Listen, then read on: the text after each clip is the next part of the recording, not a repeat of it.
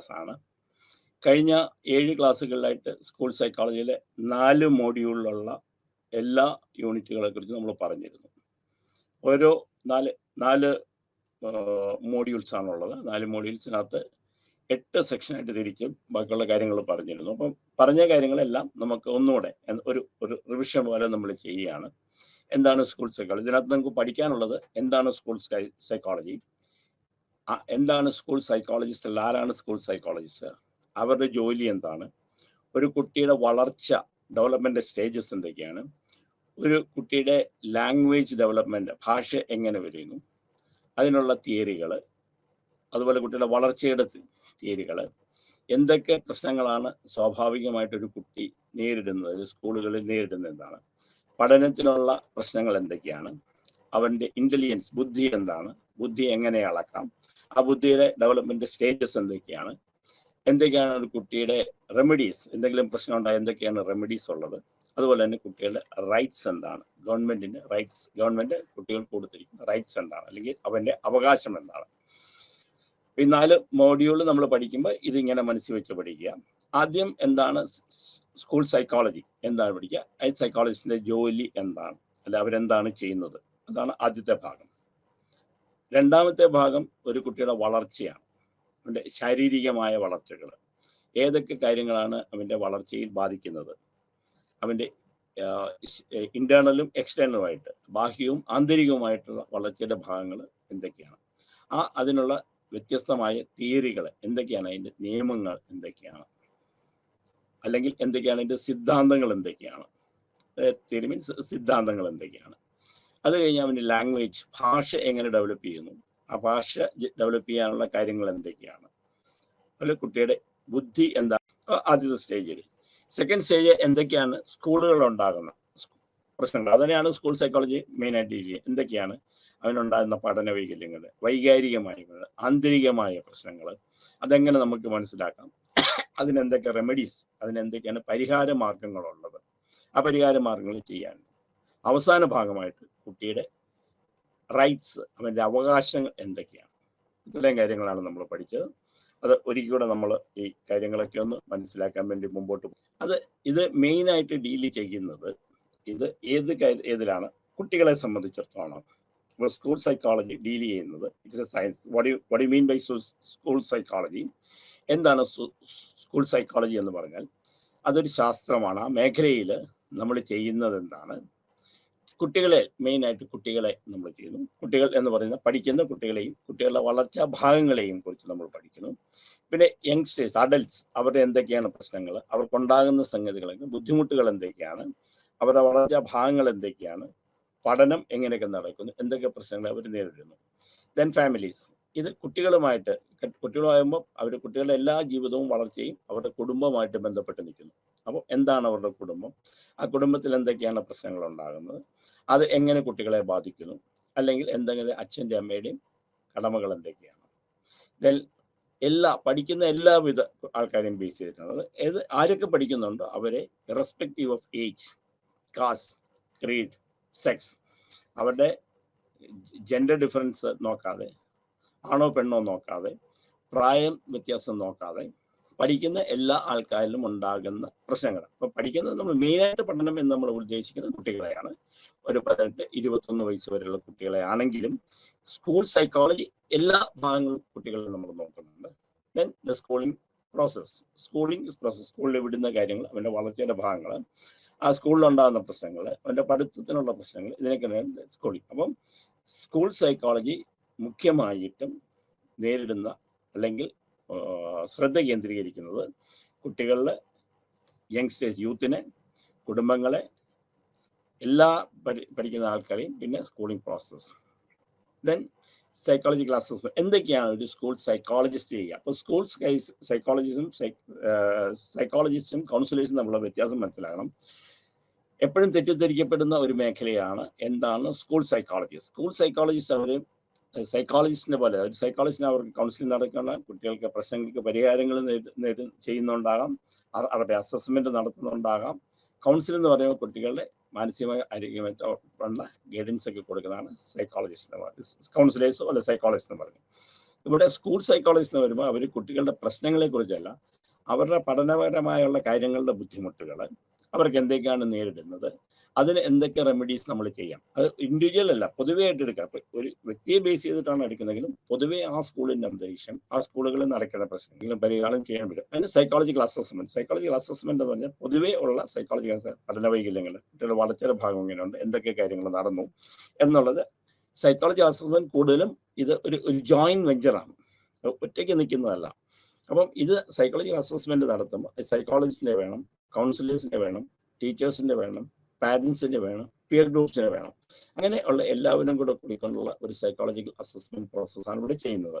പിന്നെ ഇന്റർവെൻഷൻ, അപ്പം അതിനകത്ത് എന്തെങ്കിലും പ്രശ്നങ്ങളുണ്ട് അതിനകത്ത് ഇടപെട്ട് കാര്യങ്ങൾ പരിഹാരം ഉണ്ടാക്കുക. ഇന്റർവെൻഷൻ ചെയ്യുന്ന കൂട്ടത്തിൽ, അതായത് എന്തെങ്കിലും ഒരു പ്രശ്നം ഉണ്ടാകുക, പ്രശ്നങ്ങളെ അഭിമുഖീകരിക്കത്തക്ക വണ്ണം അതിനകത്ത് ഇടപെട്ട് അതിന് പരിഹാരം ഉണ്ടാക്കുക. പരിഹാരം ഉണ്ടാക്കുമ്പോൾ മെയിൻലി പ്രിവെൻഷനാണ്. അതായത് പ്രശ്നം ഉണ്ടായിട്ട് അതിനെ പരിഹരിക്കുന്നത് നല്ലത്. പ്രശ്നം ഉണ്ടാകാതിരിക്കാനുണ്ടെങ്കിൽ പ്രശ്നങ്ങളുടെ കാരണങ്ങൾ കണ്ടുപിടിച്ച് അതിന് പരിഹാരം നേടുന്നതാണ്. അപ്പം സൈക്കോളജിക്കൽ അസസ്മെന്റ് ഉണ്ട്, ഇന്റർവെൻഷൻ ഉണ്ട്, പ്രിവെൻഷൻ ഉണ്ട്. പ്രിവെൻഷൻ കഴിഞ്ഞ് കഴിഞ്ഞാൽ ഹെൽത്ത് പ്രൊമോഷനാണ്. ഹെൽത്ത് പ്രൊമോഷൻ എന്ന് പറയുന്നത് ഒരു കുട്ടിയുടെ മാനസിക ശാരീരികമായ ഉള്ള വളർച്ച. അപ്പൊ എന്തൊക്കെയാണ് അവന് മാനസികമായ പ്രശ്നങ്ങൾ ഉണ്ടാകുക, അവന് ശാരീരികമായി എന്തൊക്കെ പ്രശ്നങ്ങളാണ് ഉണ്ടാകുക. അപ്പോൾ ശാരീരികമായി എന്നുള്ളത് പറയുമ്പോഴത്തേക്ക് നമുക്ക് ഹെൽത്ത് ഡെവലപ്പ് ചെയ്യുക എന്നുള്ളത് മാത്രമല്ല, അവൻ്റെ മാനസിക ശാരീരിക ആകത്തുക രണ്ടും കൂടെ കൂടിയിട്ടുള്ളതിനെ പറയുക. ഒരു ഹെൽത്ത് പ്രൊമോഷൻ എന്ന് പറയുന്നത് psychological and physical, mental and physical development എന്നാണ് ഉദ്ദേശിക്കുന്നത്, മനസ്സിലും ശാരീരികമായ വളർച്ചയ്ക്കാണ്. ഒരു പ്രോഗ്രാം ഡെവലപ്പ് ചെയ്യുക, അതിനെ പരിഹാരം ഉണ്ടാക്കുക. ഒരു പ്രശ്നം കണ്ടുപിടിച്ചു കഴിഞ്ഞാൽ ആ പ്രശ്നത്തിൽ ഒരു പ്രോഗ്രാം ഡെവലപ്പ് ചെയ്യുക, എങ്ങനെ കാര്യങ്ങൾ ചെയ്യണം. ആദ്യത്തെ സ്റ്റേജ് ഇതാണ്, രണ്ടാമത്തെ സ്റ്റേജ് ഇതാണ്, മൂന്നാമത്തെ സ്റ്റേജ് ഇതാണ്. ഈ പ്രശ്നത്തിന് പരിഹാരം കാണാനായിട്ട് ഏതൊക്കെ ലെവലിലേക്കാണ് നമ്മൾ പോകേണ്ടത്, അതാണ് പ്രോഗ്രാം ഡെവലപ്മെന്റ് എന്ന് പറയുന്നത്. അപ്പോൾ ഫോക്കസ് ഉണ്ട്. ഇത് ഏതാന്ന് വെച്ചാൽ സ്കൂളിനെ ബേസ്. അപ്പോൾ ഇങ്ങനെ ഒരു എവാലുവേഷൻ നടത്തുമ്പോൾ ഇതിന് ആകെപ്പാട് ഇതിന് എന്താണ് ഇതിന്റെ റിസൾട്ട് എന്ന് നോക്കുമ്പോൾ, എന്താണ് ഇതിനുള്ള ഫലം എന്ന് നോക്കുമ്പോൾ, അത് ഡെവലപ്മെന്റ് അപ്രോച്ച് സ്കൂളിനെ, കുടുംബത്തെ, ബാക്കിയുള്ള സിസ്റ്റത്തെ വെച്ചിട്ട് എന്തൊക്കെയാണ് പ്രശ്നങ്ങൾ നേരിടുന്നത് എന്നുള്ള പഠനമാണ്. അപ്പം സൈക്കോളജിക്കൽ അസസ്മെന്റ് നടത്തണം, ഇന്റർവെൻഷൻ ഉണ്ട്, അതിനകത്ത് ഇടപെട്ടിട്ട് പ്രശ്നങ്ങളെ തീരുമാനിക്കണം, പ്രശ്നം വരാതെ നോക്കണം. ഈ പ്രിവെൻഷൻ എന്ന് പറയുന്നത് മെയിനായിട്ട് ഉദ്ദേശിക്കുന്നത് എന്തുകൊണ്ടാണെന്ന് വെച്ച് കഴിഞ്ഞാൽ, ഒരു പ്രശ്നം ഉണ്ടായി അത് അങ്ങേറ്റം വരെ എത്തിയിട്ട് അതിന് പരിഹാരം കാണുന്നതിലും നല്ലത് ആ പ്രശ്നം ഉണ്ടാകാതിരിക്കാൻ വേണ്ടിയുള്ള മെഷർമെന്റ്സ് എടുക്കുക. രോഗം വന്നിട്ട് ചികിത്സിക്കുന്നതിലും നല്ലത് രോഗം വരാതിരിക്കാൻ നോക്കണം. ഒരു പ്രശ്നം ഉണ്ടായിട്ട് പ്രശ്നമായിട്ട് ചെയ്യുന്നതിലും നല്ലത് അത് പ്രിവെന്റ് ചെയ്യുകയാണ്. പിന്നെ ഹെൽത്ത് പ്രൊമോഷൻ എന്ന് പറയുന്നത് മാനസിക ശാരീരികമായിട്ടുള്ള ഡെവലപ്മെന്റ് ആണ്. പിന്നെ ഒരു പ്രോഗ്രാം, എന്തൊക്കെ നമുക്ക് ചെയ്യണം, എങ്ങനെയൊക്കെ ചെയ്യണം, അതിനെക്കുറിച്ചുള്ള ഒരു അസസ്മെന്റ് ആണ് പ്രോഗ്രാം ഡെവലപ്മെന്റ് ഉദ്ദേശിക്കുന്നത്. ഇവാലുവേഷൻ എന്ന് പറയുന്നത് special focus on the development process of children and youth. അപ്പം കുട്ടികളുടെയും എന്ന് വെച്ചാൽ ഏർലി ചൈൽഡ്ഹുഡ് വെച്ചിട്ടും പിന്നെ അഡൾട്ടിനെയും യൂത്തിനെയും വെച്ചിട്ട് ഏതിൻ്റെ സ്കൂളിനെ ബേസ് ചെയ്തിട്ട്, കുടുംബത്തെ ബേസ് ചെയ്തിട്ട്, പിന്നെ ബാക്കിയുള്ള അവർ ഇടപെടുന്ന സിസ്റ്റത്തെ ബേസ് ചെയ്തിട്ടുള്ളതായ ഡെവലപ്മെന്റ് ഇവാലുവേഷനാണ് നടത്തുന്നത്.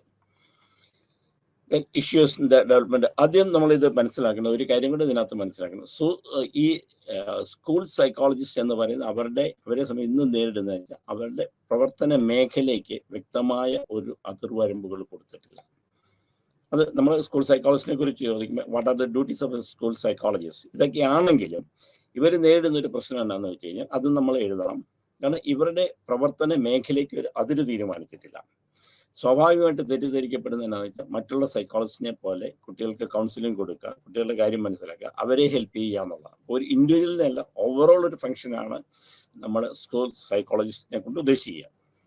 രണ്ടാമത്തെ കാര്യം എന്ന് വെച്ചാൽ പാരൻസിൻ്റെയും ടീച്ചേഴ്സിൻ്റെ കാര്യം എല്ലാ കാര്യങ്ങളും അവർ ഏറ്റെടുത്തോളും. സ്കൂൾ സൈക്കോളജിസ്റ്റിൻ്റെ അവർ ചെയ്തോളും. പക്ഷെ ഒരിക്കലും അതല്ല, ഇതൊരു ജോയിന്റ് വെഞ്ചറാണ്. ഒരുമിച്ച് കൂടി നിന്നിട്ട്, അതായത് കുടുംബം, അച്ഛനും അമ്മയും, ഇനി സിബ്ലിങ്സ് ഉണ്ടെങ്കിൽ അവർ അവരും കൂട്ടണം.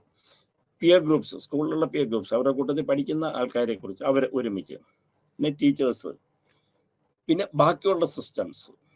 അപ്പോൾ ഇതെല്ലാം കൂടെ കൂടിക്കൊണ്ട് ചെയ്യുന്ന ഒരു പരിപാടിയാണ്.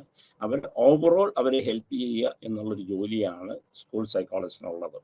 അപ്പോൾ ഇവരെയെല്ലാം കൂടെ ക്രോഡീകരിച്ച് ഇവരെയെല്ലാം കൂടെ മുഖ്യധാരയിലേക്ക് കൊണ്ടുവന്ന് ഒരു കുട്ടിയുടെ വളർച്ചയ്ക്ക് എന്തൊക്കെ ചെയ്യണം, ആ കുട്ടികളുടെ വളർച്ചയ്ക്ക് എന്തൊക്കെ ചെയ്യണം, എന്തൊക്കെ പ്രശ്നങ്ങളുണ്ട്, അത് കരിയർ ഗൈഡൻസ് ആകാം, അപ്പോൾ കുട്ടിക്ക് എന്ത് പഠിക്കണം, എന്ത് ജോലിക്ക് കുട്ടിക്ക് പോകാം, ഏത് സബ്ജക്റ്റ് എടുത്ത് പഠിക്കണം, കണക്കിനവൻ പുറകോട്ടാണോ, അപ്പം നമുക്ക് എന്ത് ചെയ്യാൻ പറ്റും, അല്ലെങ്കിൽ ലാംഗ്വേജിൽ അവൻ പുറകോട്ടാണ്, എന്തെങ്കിലും ലേണിംഗ് ഡിസബിലിറ്റി ഉണ്ടോ, ഹൈപ്പർ ആക്ടിവിറ്റി ആണോ, അല്ലെങ്കിൽ അവൻ്റെ മാനസികമായ എന്തെങ്കിലും പ്രശ്നമുണ്ടോ, ഇതെല്ലാം നോക്കി കണ്ടുപിടിച്ച് അതിനെ നമുക്ക് പരിഹരിക്കുക എന്നുള്ള ഓവറോൾ ഒരു ഹെൽപ്പിംഗ് ആണ് സ്കൂൾ സൈക്കോളജിസ്റ്റ് ഉദ്ദേശിക്കുന്നത്. അത് തന്നെ സ്കൂൾ സൈക്കോളജിയെ കൊണ്ട് ഉദ്ദേശിക്കുന്നത്. അപ്പോൾ സ്കൂൾ സൈക്കോളജി എടുക്കാനുള്ളൊരു കാരണം ഇതിന് ചെറിയൊരു ഹിസ്റ്ററി നമ്മൾ മനസ്സിലാക്കിയിരിക്കണം. ഇത്ര ഇമ്പോർട്ടൻസ് കൊടുക്കാനുള്ള കാരണം എന്താണെന്ന് വെച്ചാൽ കഴിഞ്ഞ കുറേ വർഷങ്ങളായിട്ട് ആത്മഹത്യാ പ്രവണതകൾ സ്കൂൾ കുട്ടികളിൽ കൂടുന്നു. അത് എന്തുകൊണ്ടാണ്? അത് സ്ട്രെസ് കൊണ്ടാണോ, അല്ലെങ്കിൽ പഠനത്തിലുള്ള പ്രശ്നങ്ങളാണോ, അല്ലെങ്കിൽ അവരുടെ ചുറ്റുപാടുകൾ കൊണ്ടാണോ, സാമൂഹിക മാനസികമായ പ്രശ്നങ്ങൾ കൊണ്ടാണോ, അങ്ങനെ എല്ലാം നോക്കിയിട്ട് അതിനൊരു പരിഹാരം ഉണ്ടാക്കാൻ സ്കൂൾ സൈക്കോളജിസ്റ്റ് വെച്ചിരിക്കുന്നത്. ആത്മഹത്യ കൂടുന്നു മറ്റേ സ്കൂൾ ഡ്രോപ്പിംഗ്, കുട്ടികൾ പഠിക്കാൻ പോകാതെ വരിക, സ്കൂളിലേക്ക് പോകാതിരിക്കുക, ഇടയ്ക്ക് വെച്ച് പഠനം നിർത്തുക, പിന്നെ ഇതൊക്കെ കൊണ്ട് ധാരാളം കുട്ടികൾ ഡ്രഗ് അഡിക്ട്സ് അങ്ങനെയൊക്കെ വരിക, മദ്യത്തിനും മയക്കുമരുന്നിനുമൊക്കെ അടിമയാകുക, പിന്നെ ധാരാളം പ്രശ്നങ്ങൾ പിയർ ഗ്രൂപ്പ്സുമായിട്ട് ഒരേ കൂട്ടുകാരുമായിട്ട് ഭയങ്കര പ്രശ്നങ്ങൾ, അതൊക്കെ വന്നുകൊണ്ടാണ് ഗവൺമെൻറ് ഇതിന് ഭയങ്കര മുൻഗണന കൊടുത്ത് ഈ സ്കൂൾ സൈക്കോളജി വന്നിരിക്കുന്നത്. അപ്പം ഇന്ദിരാഗാന്ധി നാഷണൽ ഓപ്പൺ യൂണിവേഴ്സിറ്റിയും ഇതിന് പ്രാധാന്യം കൊടുത്തെങ്കിൽ ഇത് വളർന്നു വരുന്ന അത്യാവശ്യമുള്ളൊരു മേഖലയായതുകൊണ്ടാണ്. അപ്പം ഇഷ്യൂസ് ആൻഡ് ഡെവലപ്മെന്റ്. ബട്ട് ഒരു കുട്ടിയുടെ ഡെവലപ്മെന്റ് എന്ന് പറയുന്നത് കുട്ടിയുടെ വളർച്ച. അപ്പോൾ വളർച്ചയുടെ നമ്മൾ നോക്കുമ്പോൾ ഇനി അടുത്ത നമ്മൾ കുട്ടിയുടെ വളർച്ച. അപ്പം എന്താണ് സ്കൂൾ സൈക്കോളജി എന്ന് കഴിഞ്ഞു, സ്കൂൾ സൈക്കോളജിസ്റ്റ് ജോലി എന്തായിരുന്നു, അവരുടെ ലിമിറ്റേഷൻസ് എന്താണെന്ന് കഴിഞ്ഞു, എന്തുകൊണ്ടാണ് സ്കൂൾ സൈക്കോളജിക്ക് ഇത്ര ഇമ്പോർട്ടൻസ്, അത് കഴിഞ്ഞു. അടുത്ത ഭാഗം നമ്മൾ പോകുന്നത് ഒരു കുട്ടിയുടെ ഡെവലപ്മെന്റ്. ഒരു കുട്ടിയുടെ വളർച്ച എന്ന് പറയുന്നത് നമ്മൾ ഒരു വ്യക്തിയുടെ വളർച്ച എന്ന് പറയുന്നത് 3 ഘട്ടങ്ങളായിട്ടാണ് നമ്മൾ തിരിച്ചിരിക്കുന്നത്. സ്വാഭാവികമായിട്ടുള്ള 3 ഘട്ടങ്ങളാണ്. ആദ്യത്തെ ഘട്ടം എന്ന് പറഞ്ഞാൽ കുട്ടി ജനിച്ചത് മുതൽ 21 വയസ്സ് വരെ. അടുത്ത ഘട്ടം എന്ന് പറഞ്ഞാൽ 21 വയസ്സ് മുതൽ 60 വയസ്സ് വരെ. 60 വയസ്സിന് മേലേക്ക് ഓൾഡ് ഏജ് എന്ന് പറഞ്ഞിട്ടാണ്. അപ്പൊ ഈ ഡെവലപ്മെന്റിന്റെ സ്റ്റേജസിലാണ് ഈ 20 വയസ്സ് 0 മുതൽ, ജനിക്കുന്ന അന്ന് മുതൽ 21 വയസ്സ് വരെ. അതിനെയും നമ്മൾ പല ഘട്ടങ്ങളായിട്ട് തിരിച്ചിട്ടുണ്ട്. 0 to 2 years, 2 വയസ്സ് വരെ, 2 വയസ്സ് മുതൽ 4 വയസ്സ് വരെ, 4 വയസ്സ് മുതൽ 6 വയസ്സ് വരെ, 6 വയസ്സ് മുതൽ 12 വയസ്സ് വരെ, 12 വയസ്സ് മുതൽ 21 വയസ്സ് വരെ. അപ്പോൾ അഡോളസൻസ് സ്റ്റേജ് വരെ. പിന്നെ 20 മുതൽ 60 വരെ എന്ന് പറയുമ്പോൾ 21 മുതൽ 60 വരെ, 21 മുതൽ 40 വരെ ഒരു കാലഘട്ടമാണ്. Early old age home, middle age early, then old age home, old age എന്ന് പറഞ്ഞാൽ അങ്ങനെ നമ്മൾ തിരിച്ചിട്ടുണ്ട്. അപ്പം ഇതിനകത്ത് മെയിനായിട്ട് നമ്മളിപ്പോൾ ഡീൽ ചെയ്യുന്നതിന് 21 വയസ്സ് വരെയുള്ള കാര്യങ്ങളാണ് നമ്മൾ ചെയ്യുന്നത്. ഇപ്പം ഡെവലപ്മെന്റ് എന്ന് പറയുന്നത് ഒരു കുട്ടിയുടെ വളർച്ചയാണ്. വളർച്ച എന്ന് പറയുന്നത് ശാരീരികമായിട്ടല്ല, മാനസികമായിട്ടുള്ള വളർച്ച. അതിനകത്ത് ശാരീരികമായിട്ടുള്ള വളർച്ച എങ്ങനെ, സ്വാഭാവികമായിട്ട് നമ്മൾ പറയുന്നത് ഒരു കുട്ടിയുടെ ശരീരത്തിൻ്റെ അവൻ്റെ കമന്ന് വീഴുക, നീന്തുക, ഇരിക്കുക, നിൽക്കുക, നടക്കുക, സംസാരിക്കുക, മറ്റുള്ളവരുമായിട്ട് ഇടപെടുക, ഇതാണ് നമ്മളൊരു ഡെവലപ്മെന്റ് സ്റ്റേജസ് കാണുന്നത്. പിന്നെ ലാംഗ്വേജ് ആണ്, ഭാഷ എങ്ങനെ കുട്ടികൾ കൈകാര്യം ചെയ്യുന്നു. ഡെവലപ്മെന്റ് സ്റ്റേജിൽ ഉള്ള ഇഷ്യൂസ് നമ്മൾ നോക്കുന്നത് നേച്ചർ വേഴ്സസ് നർച്ചർ ഇഷ്യൂ. അത് പാരമ്പര്യമായിട്ട് ജനറ്റിക്കൽ ഫ്രണ്ട്, നെച്ചർ എന്ന് വെച്ചാൽ പാരമ്പര്യമായിട്ടുള്ളതും അവൻ വളരുന്ന ചുറ്റുപാടുകളുമാണ്. ഇതിനകത്തുള്ളതെന്ന് വെച്ചാൽ ഒന്ന് ഗർഭപാത്രം മുതൽ കുട്ടി ഒരു സൈഗോട്ട് ഫോം ചെയ്യുന്ന പോലെ, അത് ഭ്രൂണം ഉണ്ടാകുന്നത് മുതൽ സ്പേമും ഓവവും കൂടെ ചേർന്ന്, ശുക്ലവും അണ്ടവും കൂടെ ചേർന്ന് ഒരു കുട്ടി ഉണ്ടാകുന്നത് മുതൽ ആ കുട്ടി അത് ഉണ്ടാകാൻ വേണ്ടി സ്പേം, അതായത് ശുക്ലം യാത്ര ചെയ്യുന്നത് മുതൽ, സ്പെം യാത്ര ചെയ്യുന്നത് സൈഗോട്ട് ഫോം ചെയ്ത് തിരിച്ച് യൂട്രസിൽ വന്നിട്ട് ഗർഭമുണ്ടാകുന്നത് വരെയും ഒരു കാലഘട്ടം. അത് ന്യൂറോളജിക്കലായിട്ടുള്ളത്. ദെൻ നമ്മൾ വന്ന് ഗർഭപാത്രത്തിനകത്ത് വളരുന്നത്. അപ്പം ഈ രണ്ട് സ്റ്റേജ് ആദ്യം, ദെൻ പുറത്ത് വന്നിട്ടുള്ള സ്റ്റേജ്. അത് പിന്നെ പുറത്ത് വന്ന പ്രസവം കഴിഞ്ഞ് കഴിയുമ്പം അവൻ്റെ സാമൂഹികവും മാനസികവും കുടുംബപരമായിട്ടുള്ള വളർച്ചയെക്കുറിച്ച്. അപ്പം nature versus nurture issue. Then continuous discontinue. Development തന്നെ കണ്ടിന്യൂസ് ആണ്. അപ്പം ഒരു സ്റ്റേജിൽ നിന്ന് ഒരു 6 മാസം ഇത്രയാണ്, 12 വയസ്സിന് ഇത്രയാണ്, അതിൻ്റെ വളർച്ചയ്ക്ക് ഇത്ര വേണം. അതൊരു കണ്ടിന്യൂസ് ആകാം. ചിലപ്പോൾ ഇത് ഏതെങ്കിലും കാരണവശാൽ ഡിസ്കണ്ടിന്യൂസ് ആകും. ചിലപ്പോൾ കുട്ടി കവന്ന് വേണ്ടിയിട്ടുണ്ടാകില്ല, ചിലപ്പോൾ അതിനുള്ള വണ്ണം വെച്ചിട്ടുണ്ടാകും, വളർച്ച ഉണ്ടാകില്ല, ശരീരത്തിനനുസരിച്ച് ഉള്ള പൊക്കം ഉണ്ടാകില്ല. ഇങ്ങനെ ഏജിനനുസരിച്ചുള്ള പൊക്കം ഉണ്ടാകില്ല, ഏജിനനുസരിച്ച് വളർച്ച ഉണ്ടാകും. ഇതാണ് കണ്ടിന്യൂസ് വേഴ്സസ് ഡിസ്കണ്ടിന്യൂസ് ഡെവലപ്മെന്റ് എന്ന് പറയുന്നത്. പിന്നെ സ്റ്റെബിലിറ്റി സ്റ്റേജസ്. ഓരോ സ്റ്റേജിലും ഇന്ന കാര്യങ്ങൾ നടക്കണം. ഇപ്പം 2 വയസ്സിൽ ഇന്ന കാര്യങ്ങൾ നടക്കണം, അതിന് ഇത്ര ഭാഷകൾ കൈകാര്യം ചെയ്യും, ഇന്ന ആൾക്കാരുമായിട്ട് കൈകാര്യം ചെയ്യും. അങ്ങനെ സ്റ്റേബിളായിട്ട് ഓരോ ക്രമത്തിനുമുള്ള ഒരു സ്റ്റേജാണ് ഇത് ചെയ്യുന്നത്. ഡെവലപ്മെന്റിനെ സംബന്ധിച്ചിടത്തോളം എന്തൊക്കെയാണ് development? Development is life long ആണ്. ജനിക്കുന്നത് മുതൽ മരിക്കുന്നത് വരെ വളർച്ച നടക്കുന്നത്. അപ്പം വളർച്ച എന്ന് പറയുന്നത് നമ്മൾ പൊക്കവും വണ്ണം വെക്കുന്നതല്ല. അതുകൂടാതെ അവൻ ലേൺ ചെയ്യുന്ന കാര്യങ്ങൾ, പഠിക്കുന്നത്, സമൂഹമായിട്ട് ചേരുന്നത്, സമൂഹമായിട്ട് ബന്ധപ്പെടുന്നത്, ഇതൊക്കെ ഡെവലപ്മെന്റ് എന്ന് പറയുന്നത്. അപ്പോൾ ഡെവലപ്മെന്റ് എന്ന് പറയുന്നത് മാനസിക ശാരീരികമായ വളർച്ച. അപ്പോൾ ശാരീരികമായ വളർച്ച ഒരു പരിധി കഴിയുമ്പോഴും പിന്നെ ലൈഫ് ലോങ് ബാക്കി ലേണിംഗ് നടക്കുന്നുണ്ട്. ഒരു സ്റ്റേജ് കഴിഞ്ഞാൽ ഡിറ്റീരിയേഷൻ സംഭവിക്കുന്നത്. അതും നമ്മൾ ഡെവലപ്മെന്റ് സ്റ്റേജസിലാണ്. ഓരോ പ്രായത്തിൽ ഇന്ന കാര്യങ്ങൾ ഉണ്ടാകണം എന്ന് പറയുന്നത് ലൈഫ് ലോങ്. ദെൻ ഇത് ഡെവലപ്മെന്റ് ഇസ് മൾട്ടി ഡയമെൻഷണൽ. പല കാര്യങ്ങൾ മൾട്ടി ഡയമെൻഷനാണ്. ഒരേ രീതിയിൽ അത് നമ്മൾ ഒരു ക്യൂബ് എടുത്ത് വെച്ച് കഴിഞ്ഞാൽ അതിന് നീളം, വീതി, പൊക്കം, ഡെപ്ത് ഇതൊക്കെ പറയുന്ന പോലെ തന്നെ ഡെവലപ്മെന്റ് മൾട്ടി ഡയമെൻഷനാണ്. പല ധ്രുവങ്ങളിലേക്കുള്ള ആൻഡ് മൾട്ടി ഡയറക്ഷനാണ്. പല ദിശകളിലേക്ക് പോകുന്നതാണ്. പല ആംഗിളുകളിലൂടെ നമ്മൾ കാണണം, പല ദിശയിലൂടെ നമ്മൾ കാണണം. ദെൻ ഇത് ഡെവലപ്മെന്റ് ഇസ് പ്ലാസ്റ്റിക്. പ്ലാസ്റ്റിക് എന്ന് വെച്ച് കഴിഞ്ഞാൽ നമ്മളൊരു പ്ലാസ്റ്റിക് ഉദ്ദേശിക്കുന്നതെന്ന് വെച്ചാൽ നമ്മൾ ഏതെങ്കിലും ഒരു ക്ലേ എടുത്തിട്ട് ഒരെണ്ണത്തിന് മോൾഡ് ചെയ്യുന്നത് പോലെ സാഹചര്യങ്ങൾക്കനുസരിച്ച് നമുക്ക് എന്തുണ്ടാക്കണോ അതുപോലെ ഉണ്ടാക്കാം. അപ്പോൾ സാഹചര്യങ്ങൾക്കനുസരിച്ച് ആ രീതിയിൽ വളരുന്നതാണ് നമ്മുടെ ഡെവലപ്മെന്റ് എന്ന് പറയുന്നത്. കാരണം വെച്ചാൽ ഒരു മനുഷ്യന്റെ വളർച്ച എവിടെ വളരുന്നു അതനുസരിച്ച് നമ്മൾ കാര്യങ്ങൾ മനസ്സിലാക്കാനും എടുക്കാനും ആയിട്ടുള്ള കഴിവുണ്ടാകണം. വെറുതെ ആണ് നമ്മൾ പറയും ചേരെ തിന്നുന്ന നാട്ടിൽ ചെന്ന് നടുത്തുണ്ടം തിന്നണം. അതിൻ്റെ അർത്ഥം എന്ന് വെച്ചാൽ നമ്മൾ അതുമായിട്ട് അഡ്ജസ്റ്റ് ചെയ്യണം എന്നുള്ളതാണ്. അപ്പം കാലങ്ങൾക്കും സാഹചര്യങ്ങൾക്കും സാമൂഹികമായ മാനസികമായ വ്യത്യാസങ്ങൾ. അപ്പം development plastic. Development is multi disciplinary. നമ്മൾ സൈക്കോളജി എടുത്ത് അതിന് എത്ര ഭാഗമുണ്ട്. അതുപോലെ ഒരു കാരണം മാത്രമല്ല, പല ഡിസിപ്ലിനറി പല ഭാഗങ്ങൾ ചേരുമ്പോൾ മാത്രമേ ഒരു ഡെവലപ്മെന്റ് പൂർത്തിയാകുന്നുള്ളൂ. Individual difference. എന്തുകൊണ്ടാണ് രണ്ട്? അപ്പം നമ്മൾ എന്താണ് സൈക്കോളജി, സ്കൂൾ സൈക്കോളജി, എന്താണ് ഡെവലപ്മെന്റ് സ്റ്റേജസ്, അത് എങ്ങനെയൊക്കെയാണ് വരുന്നത്, ആ ഡെവലപ്മെന്റ് എന്താണെന്ന് നമ്മൾ പഠിക്കും. ഇനി എന്തൊക്കെയാണ് രണ്ട് വ്യക്തികൾ തമ്മിൽ ഉണ്ടാകാനുള്ള വ്യത്യാസം എന്താണ്? ഫസ്റ്റ് വൺ ഈസ് ഹെറിഡിറ്ററി ആണ്. അപ്പം രണ്ട് നമ്മൾ പറയുമ്പോൾ ഇൻഡിവിജ്വൽ ഡിഫറൻസ്, ആണും പെണ്ണും. അപ്പോൾ ആണും പെണ്ണും ഉണ്ടാകാനുള്ള കാര്യം എന്ന് വെച്ചാൽ വേറെ 23 തരത്തിലുള്ള ക്രോമോസോം ഉണ്ട്. അതിന് ഒരു ക്രോമോസോം XX പെണ്ണും XY ആണും. അപ്പം ആദ്യത്തെ ഫാക്ടർ ഹെറിഡിറ്ററി ഫാക്ടറാണ്. ദെൻ നമ്മൾ വരുന്ന റോൾ ഓഫ് ജെനറ്റിക്കൽ ഇൻഹെറിറ്റൻസ്. പാരമ്പര്യമായിട്ട് നമുക്ക് എന്ത്, ഒരു കുട്ടിയുടെ പൊക്കം, കണ്ണിൻ്റെ കളറ്, അവൻ്റെ മുടിയുടെ കളറ്, ശരീരത്തിൻ്റെ സ്കിന്നിൻ്റെ കളറ്, തൊലിയുടെ നിറം, ഇതെന്നൊക്കെ പറയുന്നത് ജെനറ്റിക്കൽ ഫാക്ടർ. എന്തൊക്കെ അസുഖങ്ങൾ ഉണ്ടാകാം, അല്ലെ എന്തൊക്കെ കാര്യങ്ങൾ പാരമ്പര്യമായിട്ടാണ്. നമ്മൾ പറയും വീട്ടിൽ അച്ഛനും അമ്മയ്ക്കും ഡയബറ്റീസ് ഉണ്ടോ, അപ്പോൾ കുട്ടിക്ക് ഡയബറ്റീസ് വരാനുള്ള കാര്യമുണ്ട്. വീട്ടിൽ ഹാർട്ട് അറ്റാക്ക് ഉണ്ടാകാം, മാനസിക രോഗങ്ങളുണ്ടാകും, നമുക്ക് വരാം. അപ്പോൾ ഇതൊക്കെ ജെനറ്റിക്കൽ ഇൻഹെറിറ്റൻസ് ആണ്, പാരമ്പര്യമായിട്ട് നമ്മൾ വഹിച്ചുകൊണ്ട് വരുന്ന കാര്യം. പിന്നെ എൻവയോൺമെന്റ്, പിന്നെ ചുറ്റുപാടുകളാണ്.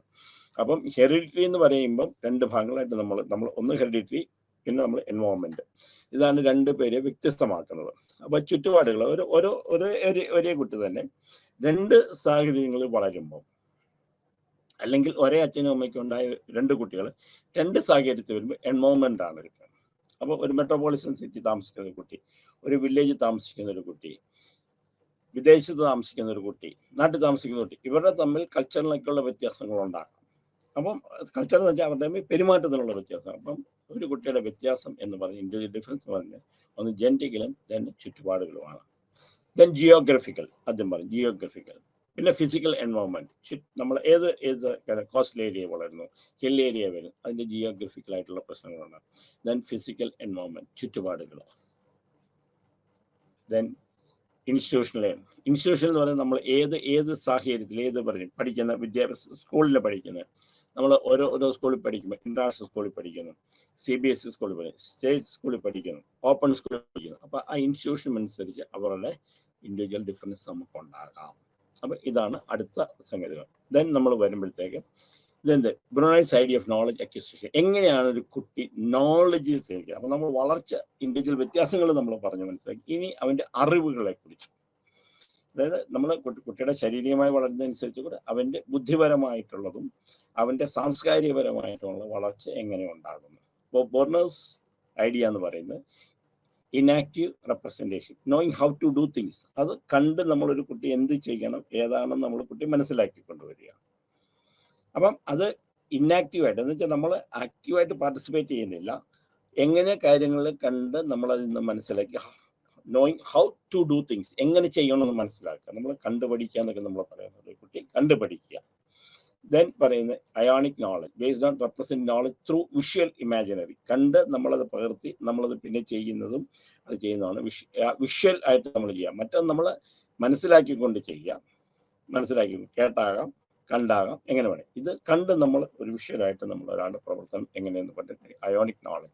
Then symbolic knowledge.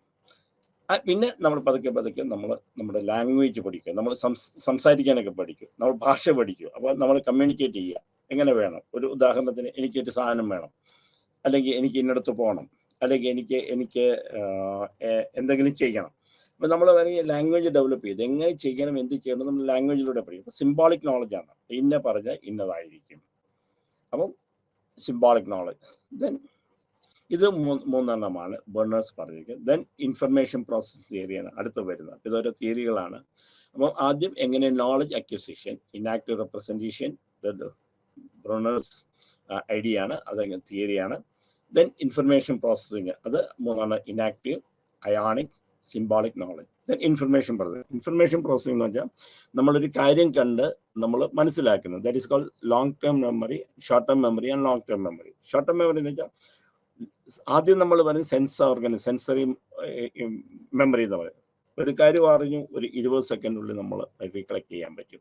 പക്ഷെ നമ്മൾ കുറച്ച് കഴിയുമ്പോൾ അത് പിന്നെയും പറഞ്ഞ് ഷോർട്ട് ടേം മെമ്മറിയിലേക്ക് പോകും. അത് സ്റ്റോർ ചെയ്ത് കഴിയുമ്പോൾ ലോങ് ടേം മെമ്മറി. പിന്നെ ആ ലോങ് ടേം മെമ്മറി നമ്മൾ ചെയ്ത കാര്യങ്ങളാണ്, മനസ്സിലാക്കി വെച്ച കാര്യങ്ങളാണ് പിന്നെ നമ്മുടെ നോളജായിട്ട് നമ്മൾ പ്രവൃത്തിയിലേക്ക് വരുന്നത്. പിന്നെ pre conventional mortality, convention and post conventional morality എന്നാണ് പറയുന്നത്. അതുകൊണ്ട് നമ്മൾ കണ്ട് ഓരോന്ന് ചെയ്യുന്നത് എങ്ങനെയാണെന്നുള്ളത് മനസ്സിലാക്കി അത് ഇന്ന കാര്യങ്ങൾ ചെയ്യണം. ഒരു ഉദാഹരണത്തിന് നമ്മൾ വലിയവരെ കണ്ട ബഹുമാനിക്കണം. ഇതൊരു കൺവെൻഷണൽ ഇതാണ്. പോസ്റ്റ് കൺവെൻഷൻ പിന്നെ നമ്മളത് പ്രായോഗികമായിട്ട് ചെയ്യുന്നതാണ്. പിന്നെ കാൾ ഗിൽഗൻ പറഞ്ഞതെന്നു വെച്ച് കഴിഞ്ഞാൽ ഓരോ സാഹചര്യങ്ങൾ മാറുന്നതനുസരിച്ച് നമ്മൾ കാര്യങ്ങൾ മനസ്സിലാക്കുന്നതനുസരിച്ച് നമ്മൾ പെരുമാറണം. അപ്പം നമ്മുടെ ആ കോഗ്നിറ്റീവ് കേപ്പബിലിറ്റീസ്, നമ്മൾ കാര്യങ്ങൾ കണ്ട് മനസ്സിലാക്കി ചെയ്യാനുള്ളതാണ്. അതനുസരിച്ച് നമുക്കൊരു സെൻസ്, നമുക്ക് വ്യത്യാസം വരുന്നു, നമ്മുടെ തിങ്കിങ്ങിന് വ്യത്യാസം വരുന്നു. ആ സെൽഫ് ഓഫ് സെൻസ് നമ്മളെന്നുള്ള ഡെവലപ്മെന്റ് വരുന്നു. അത് കാൾ ഗിൽഗിയൻ തിയറി എന്ന് പറയുന്നത്. പിന്നെ കോഗ്നിറ്റീവ്സ് ഇതൊരു വളരെ ഇമ്പോർട്ടൻ്റ് ആയിട്ടുള്ള തിയറിയാണ്. Cognitive development theory by Jean പീഷെ എന്നാണ് പ്യൂഷെ ആണ് അതിൻ്റെ പ്രൊണൗൺസിയേഷൻ. ജീൻ പീഷെ പറഞ്ഞിരിക്കുന്ന ഓരോ സ്റ്റേജസ് ഉണ്ട്. അതായത് 0 to 2 years sensory motor development ആണ്. ഒരു കുട്ടി തൊട്ടും കണ്ടും കേട്ടും സെൻസ് ഓർഗനുകളെ മനസ്സിലാക്കും. ദെൻ അത് പ്രീ ഓപ്പറേഷൻ, നമ്മൾ 2 വയസ്സ് മുതൽ കുറച്ച് സംസാരിക്കാനൊക്കെ നമ്മൾ ഓരോ ആൾക്കാരുമായിട്ട് ഇടപെട്ട് നമ്മൾ മനസ്സിലാക്കി പ്രീ ഓപ്പറേഷനിൽ വരും. അത് കഴിഞ്ഞ് കഴിഞ്ഞാൽ 7 മുതൽ 12 വരെ കോൺക്രീറ്റ് ആണ്. അപ്പോൾ നമ്മൾ പിയർ ഗ്രൂപ്പ്സായിട്ട് ഇടപെട്ടു, നിയമങ്ങൾ നമ്മൾ പഠിച്ച് എന്തൊക്കെ ചെയ്യണം, what is right what is wrong എന്ന് പഠിക്കുന്നു. That is called concrete operational. Then 12 years formal operation. അത് കഴിയുമ്പോൾ യഥാർത്ഥത്തിൽ നമുക്ക് ചിന്തിക്കാനും പ്രവർത്തിക്കാനും ആ പ്രവൃത്തിയിലൂടെ നമുക്ക് വളരാനും സാധിക്കുന്ന ദാറ്റ് ഇസ് ഫോർമൽ. അപ്പം പീഷെ theory is very, cognitive theory എന്ന് പറയുന്ന പീഷയുടെ തിയറി വളരെ ഇമ്പോർട്ടൻ്റ് ആണ്. ഇത് ജീൻ പീഷെ ആണ് പറയുന്നത്. പക്ഷേ സാധാരണഗതിയിൽ പറഞ്ഞ് പീഷെ സ്റ്റേജസ് ഓഫ് ഡെവലപ്മെന്റ് എന്നാണ് പറയുന്നത്. Sensory motor, pre operation, concrete operation and formal operation. അപ്പം അടുത്ത സ്കിന്നറാണ്. സ്കിന്നർ ഇത് ബിഹേവിയറിസ്റ്റ് ആണ്. സ്കിന്നർ പറയുന്നതെന്ന് വെച്ചാൽ ഇത് എല്ലാത്തിനും ഒരു result, stimulus response, SR learning എന്നാണ് നമ്മൾ പറയുന്നത്. SR ലേണിംഗ് എന്നാണ് പീഷയുടെ മറ്റേ സ്കിന്നർ എന്ന് പറയുന്നത്. സ്കിന്നർ ബിഹേവിയറിസ്റ്റ് ആണ്. സ്കിന്നറിന്റെ തിയറിയൊക്കെ പറയുന്നത് എല്ലാം നമുക്ക് കണ്ടീഷൻ ചെയ്യാം, എല്ലാം നമ്മൾ ലേൺ ചെയ്യാം. സ്കിന്നർ പറഞ്ഞത് give me a dozen of normal infants by conditioning, by teaching, by instructing I can make them doctors, engineers or lawyers, whatever you want to be. എന്നുവെച്ചാൽ നിങ്ങളൊരു നോർമലായിട്ടുള്ള 1 ഡസൻ ഇൻഫൻസിനെ, കൊച്ചുകുട്ടിയെ എനിക്ക് തന്നു കഴിഞ്ഞാൽ അവരെ കണ്ടീഷൻ ചെയ്തു, അത് സ്റ്റിമുലസ് റെസ്പോണ്ടാണ്. എന്തെങ്കിലും ഒന്ന് ചെയ്യുമ്പോൾ അത് പോസിറ്റീവായിട്ടും നെഗറ്റീവായിട്ടും നമ്മൾ കണ്ടീഷൻ ചെയ്തെടുക്കാം. എന്നിട്ട് അത് അവരെ പഠിപ്പിച്ചെടുക്കുക, വേണ്ടാത്തത് മാറ്റുക, വേണ്ടത് കണ്ടീഷൻ ചെയ്തെടുക്കുക. അങ്ങനെ നമ്മൾ ലാംഗ്വേജ് ഡെവലപ്പ് ചെയ്യാവുന്നതാണ്. ദാറ്റ് ഇസ് ബിഹേവിയറിസ്റ്റ് ആണ്. Language development was the result of operant conditioning. അതായത് ഒപ്പേറന്റ് കണ്ടീഷൻ ഓർ ഇൻസ്ട്രുമെന്റ്, പല പേര് പറയും. ഒപ്പേറന്റ് ഓർ ഇൻസ്ട്രുമെന്റ് കണ്ടീഷൻ ഇതിന് പറയാറുണ്ട്.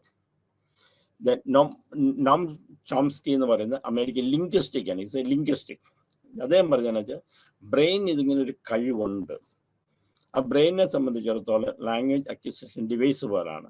പുതിയ കാര്യങ്ങൾ അത് പഠിച്ചിരിക്കും എന്നാണ് പറയുന്നത്. Stages of language development. അപ്പോൾ സ്റ്റേജസ് എങ്ങനെയാണ് ലാംഗ്വേജ് ഡെവലപ്പ് ചെയ്യുന്നത്, ഇത് ഇമ്പോർട്ടൻ്റ് ആണ്. Stages of language development. Infancy, ഇപ്പോൾ ബോഡി ഗസ്റ്റേഴ്സ്, ഒരു മൂവ്മെന്റ്സ് കൊണ്ടാണ് മനസ്സിലാക്കുന്നത്. അപ്പം നമ്മൾ കുട്ടിയെ എടുക്കാൻ പറ്റും, നമ്മൾ കൈ കാണിക്കുന്നു, കുട്ടി നമ്മുടെ ഇടയ്ക്കിലേക്ക് വരുന്നു, നമ്മൾ കൈ കൊട്ടുന്നു, കുട്ടി കൈ കൊട്ടുന്നു, അപ്പം നമ്മൾ പോസിറ്റീവായിട്ട് നമ്മൾ അപ്പം ബോഡി ഗസ്റ്റേഴ്സ് കൊണ്ടാണ് കുട്ടി അതങ്ങനെ മനസ്സിലാക്കുന്നത്. First couple of months queuing ആണ്, പിന്നെ പതുക്കെ ആദ്യം ബോഡി ഗസ്റ്റേഴ്സ് ആണ്, പിന്നെ ക്യൂയിങ് എന്ന് പറഞ്ഞു കഴിഞ്ഞാൽ നമ്മൾ ഒരു ഒച്ച ഉണ്ടാക്കുക, ആ ഊ ഊ എന്നൊക്കെ പറയാം. അപ്പം കുട്ടി പതുക്കെ ശബ്ദമുണ്ടാക്കാനായിട്ടുള്ള ശ്രമമാണ്. That is called cooing stage. Cooing stage. Then പതുക്കെ 6 മാസം 9 മാസം ചെറിയ ശബ്ദങ്ങൾ ഉണ്ടാക്കാൻ പഠിക്കും. അമ്മ, ആമ, അങ്ങനെ പറഞ്ഞ 9 മാസങ്ങളിൽ അമ്മ, അച്ഛൻ, വെള്ളം, പൂവ്, ഇതൊക്കെ പറയാം. That is called babbling stage. Then around 10 months of age, the conversation start to understand. പറയുന്ന നമുക്ക് മനെ വരൂ, നിൽക്കൂ, എഴുന്നേക്കൂ, ചാടൂ. അപ്പോൾ കുട്ടി പതുക്കെ അത് മനസ്സിലാക്കി. Around 10 months of age to communicate. അപ്പോൾ 10 വയസ്സ് മുതൽ കഴിയുമ്പോൾ പതുക്കെ കമ്മ്യൂണിക്കേറ്റ് ചെയ്ത് പാർഷ്യൽ വേർഡ്സ് ആർ യൂസ്ഡ്. കുറേ കാര്യങ്ങൾ ചെയ്യും. പിന്നെ അറൗണ്ട് 15 months to 18 months ആകുമ്പോൾ ടെലിഗ്രാഫിക്, കുട്ടി പതുക്കെ കാര്യങ്ങൾ പറയാൻ മനസ്സിലാക്കും. ദെൻ പ്രീ സ്കൂൾ ഇയേഴ്സ് ആണ്. Now words starts to apply grammatical rules. അപ്പം ആദ്യം കുട്ടി ബോഡി ഗസ്റ്റേഴ്സിലൂടെ പഠിക്കും. പിന്നെ കപ്പിൾ ഓഫ് മന്ത്സ്, കുറച്ച് 2-3 മാസം ക്യൂയിങ് ഒക്കെ പതുക്കെ ചെറിയ ശബ്ദങ്ങളൊക്കെ ഉണ്ടാക്കാൻ തുടങ്ങും. പിന്നെ അത് കഴിഞ്ഞാൽ പിന്നെ ചെറിയ വേർഡ്സ്, മീനിങ് ഫുൾ ആയിട്ടുള്ള ചെറിയ കാര്യങ്ങൾ 9 മാസം ചെറിയ വേർഡ്സ് ഒക്കെ പറയാം. പിന്നെ അണ്ടർസ്റ്റാൻഡ്, അങ്ങോട്ടും ഇങ്ങോട്ടും പറയാം, മോനെ വരൂ, ഇരിക്കൂ, എടുക്കൂ, അങ്ങനെയൊക്കെ പറയുമ്പോൾ അത് വേർഡ്സ് നമുക്ക് മനസ്സിലാക്കി തരും. പിന്നെ പതുക്കെ വേർഡ്സ് തിരിച്ച് യൂസ് ചെയ്യാൻ തുടങ്ങും. വെള്ളം, വേണം, ദാഹം, കുടിക്കണം, അങ്ങനെയൊക്കെ പറഞ്ഞ് കമ്മ്യൂണിക്കേറ്റ് ചെയ്യുന്നത് 10 മാസമൊക്കെ കഴിയുമ്പോൾ. അത് കഴിയുമ്പോൾ അത് കുറേശ്ശെ കാര്യങ്ങൾ, വെള്ളം വേണം, അല്ലെ പോകണം, വരണം, വന്നു, ഇങ്ങനെയൊക്കെ പറയും. പ്രീ സ്കൂൾ ഇയേഴ്സ് ആകുമ്പോഴത്തേക്ക് ഗ്രാമാറ്റിക്കൽ, അത് ശരിക്കും വാക്കുകൾ നമ്മൾ പറഞ്ഞു തുടങ്ങും. ഇതാണ് സ്റ്റേജസ് ഓഫ് ലാംഗ്വേജ് ഡെവലപ്മെന്റ്. ഇത് ഞാൻ പറയുന്ന എല്ലാ ഇമ്പോർട്ടൻ്റ് ആയിട്ടുള്ള കാര്യങ്ങളാണ് നമ്മൾ പറയുന്നത്. നമ്മൾ പഠിച്ച ആ 4 മോഡ്യൂളിലെ ഇമ്പോർട്ടൻ്റ് ആയിട്ടുള്ള കാര്യങ്ങളൊക്കെയാണ് നമ്മളിപ്പോൾ പറയുന്നത്. ദെൻ എറിക് എറിക്സണിലെ വളരെ എന്താണ്, എറിക് എറിക്സണിലെ ഒരു കുട്ടിയുടെ വളർച്ചയിൽ പല സ്റ്റേജസ് ആണ് പറഞ്ഞത്. First one is called infancy stage. അത് 1 വയസ്സ് വരെയുള്ള സമയത്ത്. Trust versus mistrust. അപ്പോൾ എന്തെങ്കിലും ഒരു കാര്യം ചെയ്യാൻ നമ്മൾ കുട്ടിയെ നമ്മൾ പ്രോത്സാഹിപ്പിക്കുക. അപ്പോൾ അത് തന്നെത്താൻ ഓരോ കാര്യങ്ങൾ ചെയ്യും. ഇപ്പം അച്ഛൻ കണ്ടു, അമ്മ കണ്ടു, അത് കുട്ടിയെ ട്രസ്റ്റ് ആണ് നമ്മുടെ ഇടയ്ക്കിലേക്ക് വരുന്നത്. അപ്പം അതിനെ നമ്മൾ ബ്രേക്ക് ചെയ്ത് കഴിയുമ്പോഴത്തേക്ക് അതിനകത്ത് മിസ്ട്രസ്റ്റ് ഉണ്ടാകും. അപ്പോൾ കുട്ടികളുടെ വളർച്ചയെ ബാധിക്കും. പിന്നെ tolerance, autonomy versus shame and doubt. അപ്പം എന്തെങ്കിലും കാര്യങ്ങൾ ഒറ്റയ്ക്ക് ചെയ്യാനായിട്ടുള്ള തീരുമാനം, ഓട്ടോണമി, നമുക്ക് ചെയ്യണമെന്ന് പറയാം. അപ്പോൾ നമ്മൾ പ്രോത്സാഹിപ്പിക്കും കുട്ടികളെ. ദെൻ പ്രീ സ്കൂളിൽ ഇനിഷ്യേറ്റീവ്, എന്തെങ്കിലും ചെയ്യുമ്പോൾ ഇനിഷ്യേറ്റ് ചെയ്യുക, മുൻകൈ എടുത്ത് വരുമ്പോഴത്തേക്ക്. Then Albert's Bandura, it's very Bandura's law social learning theory എന്ന് പറയുന്നത് വളരെ ഇമ്പോർട്ടൻ്റ് ആണ്. ബെൻഡുറ പറയുന്നതെന്ന് വെച്ച് കഴിഞ്ഞാൽ കുട്ടികൾ ഓരോന്ന് പഠിക്കുന്നത് ഹീറോ വർഷിപ്പാണ്. ഇപ്പം നമ്മളൊരു കഥാപാത്രം വായിച്ചു, അതിനകത്ത് നമ്മളെ കഥാപാത്രത്തിൽ നായകനെ പോലെ നമ്മളാകാൻ ശ്രമിക്കുക. ഒരു സിനിമ കണ്ട് നായകനെ പോലെ നമ്മളാകാൻ ശ്രമിക്കുക. അതേ രീതിയിൽ നമ്മൾ പെരുമാറാൻ ശ്രമിക്കുക. That is called social learning theory, Bandura. First one അതെങ്ങനെയാണ് പഠിക്കുക. ഫസ്റ്റ് വൺ അറ്റൻഷൻ, നമ്മൾ ശ്രദ്ധിച്ചു കഴിഞ്ഞ് കഴിഞ്ഞാൽ റിട്ടൻഷൻ, അത് പതുക്കെ നമ്മൾ ശേഖരിച്ച് വെക്കും. അത് കഴിഞ്ഞ് കഴിഞ്ഞാൽ അത് റീപ്രൊഡ്യൂസ് ചെയ്യും. അപ്പോൾ ആ റീപ്രൊഡ്യൂസ് ചെയ്യുന്ന സംഗതി മോട്ടിവേറ്റ് നല്ലതാണെങ്കിൽ ദെൻ ഇറ്റ്സ് എ മോട്ടിവേഷൻ, പിന്നെ അത് റിപ്പീറ്റ് ചെയ്യാനായിട്ട് വരും. അപ്പോൾ നമ്മുടെ സ്വഭാവം social learning theory, Bandura social learning theory. Bandura പറയുന്നതെന്ന് വെച്ചാൽ നമ്മളൊരു കാര്യങ്ങൾ നമ്മൾ പഠിക്കും. ദാറ്റ് ഇസ് മെയിൻലി അത് ഹീറോ വർഷിപ്പിലെ കഥാപാത്രങ്ങൾ പോലെ, സിനിമയിലെ കഥാപാത്രത്തെ പോലെ നമ്മൾ പ്രവർത്തിക്കും. അത് ആദ്യം നമ്മൾ അറ്റൻഷൻ കൊടുക്കും. അറ്റൻഷൻ കൊടുത്തു കഴിഞ്ഞാൽ നമ്മൾ ആ രൂപം നമ്മുടെ മനസ്സിലേക്ക് നമ്മൾ ഉണ്ടാക്കും. ദെൻ റീപ്രൊഡ്യൂസ് ചെയ്യും. റീപ്ലേസ് ചെയ്യുന്ന കാര്യങ്ങൾ then motivation again we will repeat ചെയ്യും. ജെൻഡർ റോൾ ഡെവലപ്മെന്റ് ഉണ്ട്. സാൻഡ്ര പറഞ്ഞതാണ് boy and girl based on the gender ആണ്. ബോയ് ആണുങ്ങൾ എങ്ങനെ ചെയ്യണം, പെണ്ണുങ്ങൾ എങ്ങനെ ചെയ്യണം, അത് പഠിക്കുകയാണ് സാൻഡ്ര ബ്ലൂം പറഞ്ഞിരിക്കുന്നത്. Social, that is the gender learning ആണ്. റോൾ അനുസരിച്ച് ഇപ്പം ആണുങ്ങൾ ഇന്ന വേഷം ധരിക്കണം, പെൺകുട്ടികൾ ഇന്ന വേഷം ധരിക്കണം, ആണുങ്ങൾ ഇങ്ങനെയും. അത് നമ്മളൊരു പഴയ തീരുമാനം. ഇപ്പം അങ്ങനെയൊന്നുമില്ല. ഇപ്പം വേഷങ്ങൾക്കോ, ഇപ്പം പണ്ട് നമ്മൾ സ്പോർട്സ് കാറുകൾ സാധാരണഗതിയിൽ ആണുങ്ങൾ ഓടിച്ചുകൊണ്ടിരിക്കും. ഇപ്പം പെണ്ണുങ്ങൾ ഓടിക്കുന്നുണ്ട് വലിയ കാറുകൾ. ഇപ്പം എന്തിനാണ് നമ്മൾ പറയുന്നത്, നമ്മുടെ ഇവിടുത്തെ ട്രക്ക് ഡ്രൈവേഴ്സ് നമ്മൾ പറയുമ്പോൾ ലേഡീസ് ട്രക്ക് ഡ്രൈവേഴ്സ് ആയിട്ടുണ്ട്. അപ്പം അത് മാറിയിട്ടുണ്ട്. ആ ജെൻഡർ അനുസരിച്ച് ആർക്കും എന്ത് ചെയ്യാമെന്നുള്ളൊരു ഇത് വന്നിട്ടുണ്ട്. പക്ഷെ സാൻഡ്ര അതും പറയുന്നത് അത് ബേസ്ഡ് ഓൺ നമ്മൾ കാര്യങ്ങൾ പഠിക്കുന്നത് ആണോ പെണ്ണോ എന്നുള്ളതനുസരിച്ചാണ്. എക്കോളജിക്കൽ സിസ്റ്റം ഉണ്ട്. ലെവൽ 1 ഇൻഡിവിജ്വൽ ആയിട്ട് അത് നമ്മൾ ഓരോ കാര്യങ്ങൾ ഒന്നൊന്നായിട്ട് നമ്മൾ പഠിച്ചു വെക്കുക. ദെൻ മൈക്രോ സിസ്റ്റം, അതായത് പിന്നെ നമ്മൾ അടുത്ത ഗ്രൂപ്പിലേക്ക് പോകും. ഞാൻ എൻ്റെതായിട്ട് എൻ്റെ ലെവലിൽ നിന്ന് പഠിച്ചു ഇൻഡിവിജ്വൽ, അച്ഛൻ എന്ത് ചെയ്തു, അമ്മ എന്ത് ചെയ്തു, അങ്ങനെ ഇൻഡിവിജ്വൽ ആയിട്ട്. ദെൻ ഒരു സൊസൈറ്റി, ഒരു ഫാമിലി നമ്മൾ എന്താണെന്നുള്ളത് മനസ്സിലാക്കും. ദെൻ അവിടെ നിന്ന് സ്കൂൾ ലെവലിലേക്ക് പോകുന്നു. ആ സ്കൂൾ ലെവലിലേക്ക് പല ആൾക്കാർ ചെയ്യുന്നു. പിന്നെ എക്കോ സിസ്റ്റത്തിലേക്ക് വരും. Then level 5 macro system. ഇതാണ് അവിടെയാണ് ഡെവലപ്മെന്റ് വരുന്നത്. അപ്പം എക്കോളജിക്കൽ സിസ്റ്റം തിയറി എന്ന് പറയുന്നത് സോഷ്യൽ ലേണിംഗ് തിയറിയിലെ എക്കോളജിക്കൽ സിസ്റ്റം തിയറിയാണ് ഇത് പറയുന്നത്. അപ്പം സോഷ്യൽ ലേണിംഗ് തിയറി പറഞ്ഞ് ഇതെല്ലാം എഴുതണം. പർട്ടിക്കുലറായിട്ട് എക്സ്പ്ലെയിൻ ചെയ്യാൻ പറഞ്ഞ് ഒക്കെ ആണെങ്കിൽ എല്ലാ തിയറി എഴുതണം. സ്പെഷ്യൽ ലേണിംഗ് ഡിസബിലിറ്റീസ് നമ്മൾ നോക്കുന്ന കുട്ടികളുടെ ഈ എത്രയും കാര്യങ്ങൾ നോക്കി. ഇനി എന്തൊക്കെയാണ് കുട്ടികൾക്ക് പ്രശ്നങ്ങൾ ഉണ്ടാകുക? First one is social learning problems, പഠന വൈകല്യങ്ങൾ എന്തൊക്കെയാണ്? ഫസ്റ്റ് വൺ ഡിസ്ലെക്സിയ, എന്നുവെച്ചാൽ കുട്ടിക്ക് എഴുതാനും വായിക്കാനും ഒക്കെ ആയിട്ടുള്ള ബുദ്ധിമുട്ടുകൾ ഉണ്ടാകുക. അപ്പം നമ്മൾ ഒരു കുട്ടികൾ ഇതെങ്ങനെ കണ്ടുപിടിക്കുന്നതെന്ന് വെച്ച് കഴിഞ്ഞാൽ കുട്ടികളെ സ്പെല്ലിംഗ് മിസ്റ്റേക്സ് ഉണ്ടാകുക, തലതിരിച്ചെഴുതുക, ലെറ്റർ തലതിരിച്ചെഴുതുക. ഇപ്പം എ പറഞ്ഞാൽ ഡി എഴുതുക, ഇപ്പം നമ്മളെ സി പറഞ്ഞു കഴിഞ്ഞാൽ സി തിരിച്ചെഴുതുക, ഡി നമുക്ക് മനസ്സിലാക്കാൻ വരിക, ഡി വേറെ പറയുക, ചിലപ്പോൾ പറയുന്ന പ്രൊണൗൺസിയേഷനൊക്കെ വ്യത്യാസം വരിക. പിന്നെ ഒരു വാക്കുകൾ മുഴുവൻ പറയാൻ പറ്റാതെ വരിക, അതിൻ്റെ കറക്റ്റായിട്ട് സ്പെല്ലിങ് എഴുതാൻ പറ്റാതെ വരിക, അല്ലെങ്കിൽ കേട്ട വാക്കിൻ്റെ അനുസരിച്ച് സ്പെല്ലിങ് എഴുതുക. അപ്പം നമ്മളെന്തെങ്കിലും പറയുകയാണെങ്കിൽ ഫ്ലവർ അല്ലെ കളർ എന്നൊക്കെ നമ്മൾ പറയുകയാണെങ്കിൽ ആ സ്പെല്ലിംഗ് എന്ന് പറയുന്ന ആ കേൾക്കുന്ന വാക്കിനനുസരിച്ച് എഴുതാം. അപ്പം that is called dyslexia. Then dysgraphia, എന്തെങ്കിലും ഒരു സെന്റൻസ് മുഴുവൻ എഴുതാനോ അത് വരയ്ക്കാനോ എന്തെങ്കിലും വരയ്ക്കാനോ അങ്ങനെയൊക്കെ വരുന്ന പ്രശ്നങ്ങളാണ്. മീനിങ് ഫുൾ ആയിട്ട് എഴുതാനും പറ്റുന്നതാണ്, പറ്റാത്തതാണ് dysgraphia. Then dyscalculia, mathematics, mainly നമ്മൾ മാത്തമാറ്റിക്കൽ പ്രോബ്ലംസ് ആണ് ഡിസ്കാൽക്കുലിയ കൊണ്ട് ഉദ്ദേശിക്കുന്നത്. കാരണം എന്താ വെച്ചാൽ കണക്ക് കൂട്ടാനും കുറയ്ക്കാനും എടുക്കാനും എഴുതിയെടുക്കാനും മിക്കവാറും കുട്ടികൾ കാണുന്നതെന്ന് വെച്ച് കഴിഞ്ഞാൽ കണക്കൊക്കെ ചെയ്തു വരും, പക്ഷെ എഴുതുമ്പോൾ തെറ്റിപ്പോവും. അതല്ലെങ്കിൽ വഴികൾ പകുതിക്ക് വെച്ച് വിട്ടുപോകും. ചിലപ്പോൾ നമ്പേഴ്സ് തിരിഞ്ഞു പോകും. ചിലപ്പോൾ എഴുതിയെടുക്കുന്ന 1 2 എന്ന് പറയുന്നത് എഴുതുമ്പോൾ 2 1 ഒക്കെ ആയി പോകും. ചിലപ്പം 8 9 7 എന്ന് പറയുമ്പോൾ 7 8 9 അങ്ങനെയെങ്കിൽ ചിലതിരിച്ച് അങ്ങോട്ടും ഇങ്ങോട്ടൊക്കെ മാറിപ്പോവും. അപ്പോൾ ഇതാണ് ഡിസ്കാൽക്കുലിയ എന്ന് പറയുന്നത്. Dyspraxia. Then non verbal dyspraxia എന്ന് പറയുമ്പോൾ വരയ്ക്കാനും എഴുതാനും പിടിക്കാനും ഫുള്ളായിട്ടൊരു ഇത് വരിക, ഒരു പടം വരയ്ക്കുക അല്ലെങ്കിൽ ഇത് എടുക്കുക, അതിന് മീനിങ് ഫുള്ളായിട്ട് എഴുതുക, അങ്ങനെയൊക്കെ പ്രശ്നങ്ങൾ. പിന്നെ വെർബൽ ലേണിംഗ് ഡിസബിലിറ്റി, കാരണം വെർബലൊക്കെ നമ്മൾ പറഞ്ഞു കഴിഞ്ഞാൽ എന്തെങ്കിലും നോൺ വെർബൽ ഇതാണ് പറയുന്നത്, എന്തെങ്കിലും അങ്ങനെയുള്ള കാര്യങ്ങൾ എഴുതാനും പിടിക്കാനും ഉള്ള ബുദ്ധിമുട്ട്. Then we are coming to mentally challenge. അപ്പം ആദ്യം എന്തൊക്കെയാണ് മെയിനായിട്ട് പഠനം, എന്താണ് മെയിൻ പഠനത്തിലുള്ള വൈകല്യം നമ്മൾ മനസ്സിലാക്കി. നമ്മൾ സ്കൂൾ കുട്ടികളുമായിട്ടാണ് സാധാരണഗതി സ്കൂൾ സൈക്കോളജിസ്റ്റ് നേരിടുന്നത്. അല്ലെ സ്കൂൾ സൈക്കോളജി ഡീലിംഗ് മെയിൻലി പ്രത്യേകമായിട്ട് നമ്മൾ സ്കൂൾ കുട്ടികളുടെ പഠനത്തെക്കുറിച്ചാണ്. അതുകൊണ്ടാണ് പഠനത്തിന് എന്താണ് സാധാരണഗതിയിൽ കുട്ടിക്ക് പഠിക്കാൻ ഉള്ള ബുദ്ധിമുട്ട് എന്താണെന്ന് നോക്കുന്നതാണ് നമ്മൾ ആദ്യം കണ്ടത്. ഇനി മെന്റലി ചലഞ്ച് എന്ന് പറഞ്ഞാൽ മെന്റൽ റിട്ടാർഡേഷൻ എന്നാണ്, ബുദ്ധി കുറവുള്ള കുട്ടികൾ എന്നാണ് നമ്മൾ ഉദ്ദേശിക്കുന്നത്. അപ്പം പണ്ട് നമ്മൾ മെന്റൽ റിട്ടാർഡേഷൻ എന്ന് പറയും, ഇപ്പം മെന്റൽ റിട്ടാർഡേഷൻ പറയുകയില്ല. ബ്ലൈൻഡ് എന്ന് പണ്ട് പറയും, ഇപ്പം ബ്ലൈൻഡ് എന്ന് പറയുകയില്ല. കാരണം visually challenge, mentally challenge, mental retardation, mentally challenge or specially abled children അങ്ങനെ പറയുന്നത്. പഴയ ഡെഫിനേഷനൊക്കെ മാറ്റി അങ്ങനെ ബ്ലൈൻഡ് എന്ന് നമ്മൾ പറയാറില്ല, മെന്റൽ റിട്ടാർഡേഷൻ എന്ന് പറയാറില്ല. അതുകൊണ്ട് അതിനൊക്കെ പുതിയ വാക്കുകൾ മെന്റലി ചലഞ്ച് എന്ന് പറഞ്ഞു കഴിഞ്ഞാൽ സബ് നോർമൽ എന്നുള്ളതാണ്. കണ്ട് മനസ്സിലാക്കണം, അബ്നോർമൽ സബ് നോർമൽ. അബ്നോർമൽ എന്ന് വെച്ചാൽ ബിഹേവിയർ അബ്നോർമൽ ആയിട്ട് ബിഹേവിയർ വെരിഫിക്കേഷൻ ആണ്, ബിഹേവിയർ ഉണ്ടാകുന്ന വേരിയൻസ് ആണ് അല്ലെങ്കിൽ മാറ്റമാണ് നമ്മൾ മെന്റലി അബ്നോർമൽ എന്ന് പറയുന്നത്. മെന്റലി ചലഞ്ച് എന്ന് പറയുന്നത് that is called subnormal. അത്രയും കഴിവ് ഇല്ലാത്ത കുട്ടികൾ, സാധാരണഗതിയിലുള്ള IQ ഇല്ലാത്ത കുട്ടികളെയാണ് ഇത് നമ്മൾ പറയുന്നത്. ആദ്യം ഇന്റലിജൻസ് പറയും. Intelligence the ability of A person think rationally, act purposefully and deal effectively. ആ ഡെഫിനേഷൻ നമ്മൾ പഠിക്കണം. ഒരു കുട്ടികൾ കാര്യകാരണ സഹിതം ചിന്തിക്കാനും അത് ഫലവത്തായി എന്തെങ്കിലും ഒരു ചെയ്യുന്ന കാര്യത്തിൽ ലക്ഷ്യമുണ്ടാകുകയും ചെയ്യുന്ന കാര്യങ്ങൾക്ക് ഫലമുണ്ടാകത്തക്കവണ്ണം ചെയ്യുക. അപ്പം അങ്ങനെ ഉണ്ടാകുന്ന കുട്ടികളാണ് നമ്മൾ, അതിനാണ് നമ്മൾ ഇന്റലിജൻസ് എന്ന് പറയുന്നത്. അപ്പം ഇന്റലിജൻസ് കോഷ്യന്റ് എന്ന് പറയുന്ന നമ്പറാണ്. ഇന്റലിജൻസ് കോഷ്യന്റ് വെച്ചിട്ടാണ് നമ്മൾ ഇന്റലിജൻസിനെ കുറിച്ച് പറയുന്നത്. IQ, that is called intelligence quotient. Intelligence quotient എന്ന് പറയുന്നത് mental age divided by chronological age into 100. That is a ratio, it's a digit.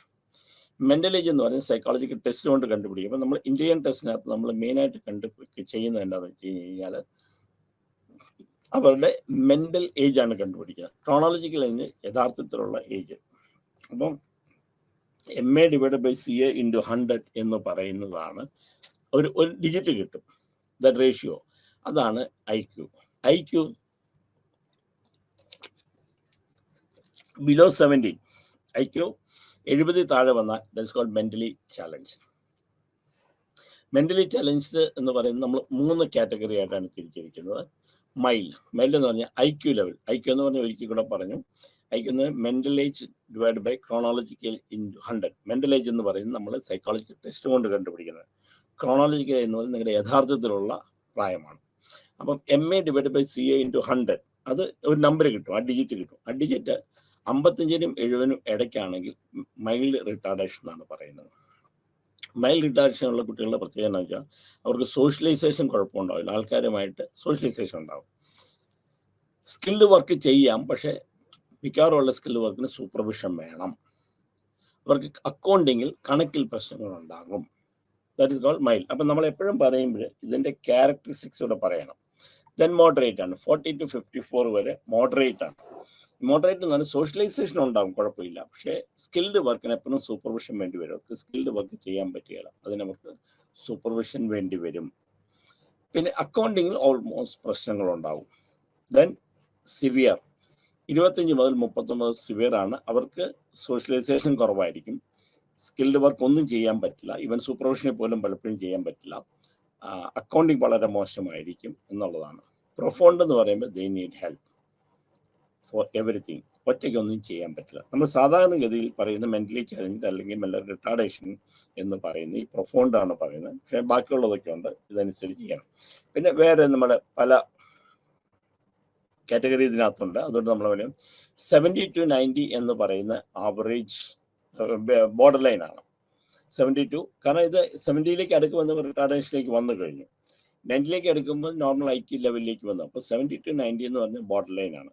90 to 110 അത് നമ്മൾ ആവറേജ് ആണ്. സാധാരണഗതിയിലുള്ള ആൾക്കാരുടെ IQ എന്ന് പറയുന്നത് നമ്മൾ 90 to 110 വരെയാണ്. 120-ന് മുകളിലാണെങ്കിൽ ജീനിയസും 140-ന് മുകളിൽ ഗിഫ്റ്റഡ് ചൈൽഡ് എന്നാണ് പറയുന്നത്.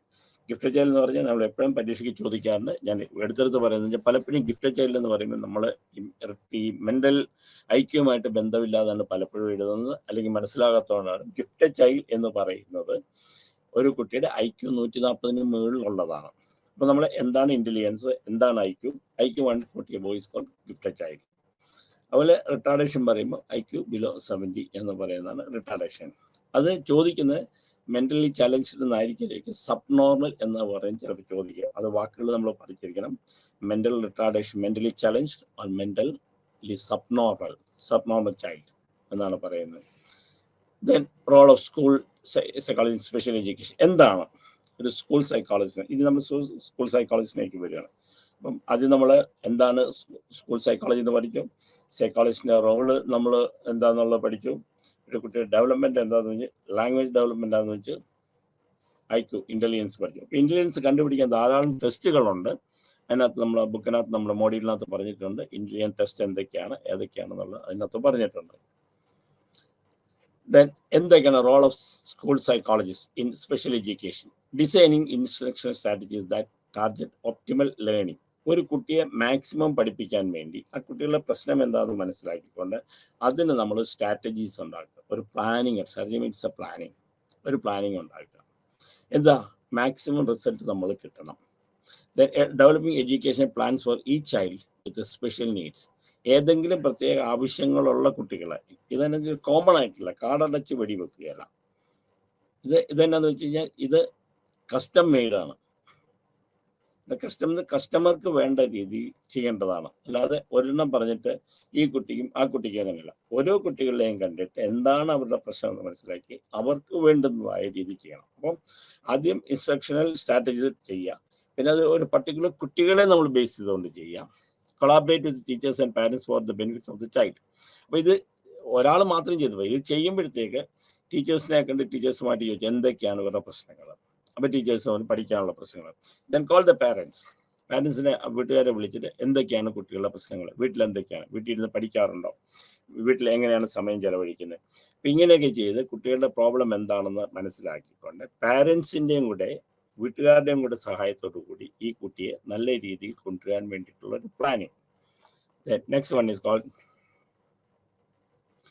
ഇത് കണ്ടുപിടിക്കുക, നമ്മളിത് ചെയ്തു പിടിക്കുക. പിന്നെ നമ്മൾ പാരൻസിനെ ഹെൽപ്പ് ചെയ്യുക. എന്താണെന്ന് വെച്ചാൽ കുട്ടികളുടെ അസസ്മെൻറ്റ്, ഇൻ്റർവെൻഷൻ, എങ്ങനെയൊക്കെ കാര്യങ്ങൾ അസസ് ചെയ്യണം, അതിന് പിന്നെ എന്തൊക്കെ ചെയ്യണം, ഇനി സ്പെഷ്യൽ നീഡ്സിനുള്ള എന്തൊക്കെയാണ് ചെയ്യുന്നത്, നമ്മളൊരു പ്ലാനിങ് കൊടുക്കുക. ഒരു ഉദാഹരണം ഞാൻ പറയുകയാണ്, ഒരു ഉദാഹരണം പറയുന്നത്. ഒരു കുട്ടിക്ക് പഠിക്കാനായിട്ട് പഠന വൈകല്യമുണ്ട്, അല്ലെങ്കിൽ കുറച്ച് IQ ലെവൽ കുറവാണ്. ഇപ്പം നമ്മൾ പറഞ്ഞു സാധാരണ സ്കൂളിൽ പഠിക്കാൻ പറ്റില്ല, പക്ഷേ സ്പെഷ്യൽ സ്കൂളിൽ വിടാനായിട്ടായിട്ടുമില്ല, പക്ഷേ പുള്ളിക്ക് പഠിക്കുകയും ചെയ്യാം, ഹെൽപ്പ് ചെയ്യാം. അപ്പം നമ്മൾ അതിനനുസരിച്ച് കരിക്കുലം നമ്മൾ ആദ്യം നമ്മൾ പറഞ്ഞ കാര്യങ്ങൾ ശരിയാണോ എന്ന് പറയും, IQ അസസ്മെൻറ്റ് നടക്കാം, ഇൻ്റലിജൻസ് ഒക്കെ നമ്മൾ കണ്ടുപിടിക്കും.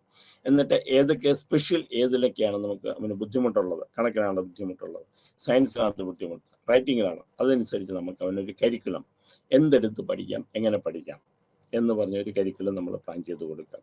ആ കരിക്കുലം അനുസരിച്ച് നമ്മൾ അയാളെ കൊണ്ടുവരും. അപ്പം ഇതിന് വേണ്ടിയിട്ടുള്ള അസസ്മെൻറ്റ്, അവർക്ക് ചെയ്യാനുള്ള കാര്യങ്ങൾക്കുള്ള ഹെൽപ്പ്, ഇതൊക്കെ ചെയ്യേണ്ടത് ഒരു സ്കൂൾ സൈക്കോളജിസ്റ്റിൻ്റെ ജോലിയാണ്. ഇനി എന്തൊക്കെയാണ് കുട്ടികളുടെ പ്രോബ്ലംസ് സാധാരണ ഇത് നമ്മൾ കാണുന്നത്? 2 തരത്തിലുള്ള ഇൻ്റർലൈസിങ് ബിഹേവിയർ പ്രോബ്ലംസും ഉണ്ട്. ഇൻ്റർലൈസ് എന്ന് വെച്ചാൽ അകത്തുണ്ടാകുന്നത് നമുക്ക് പുറത്ത് നമ്മുടെ കാണാൻ പറ്റില്ല. പുറത്ത് മറ്റുള്ള കുട്ടികളുടെ ബിഹേവിയർ എന്തെങ്കിലും പ്രോബ്ലം നമുക്ക് പുറത്ത് കാണാം. ഇത് നമ്മൾ പുറത്ത് കാണുന്നതല്ല, കുട്ടികളകത്ത്. First one is called the depression.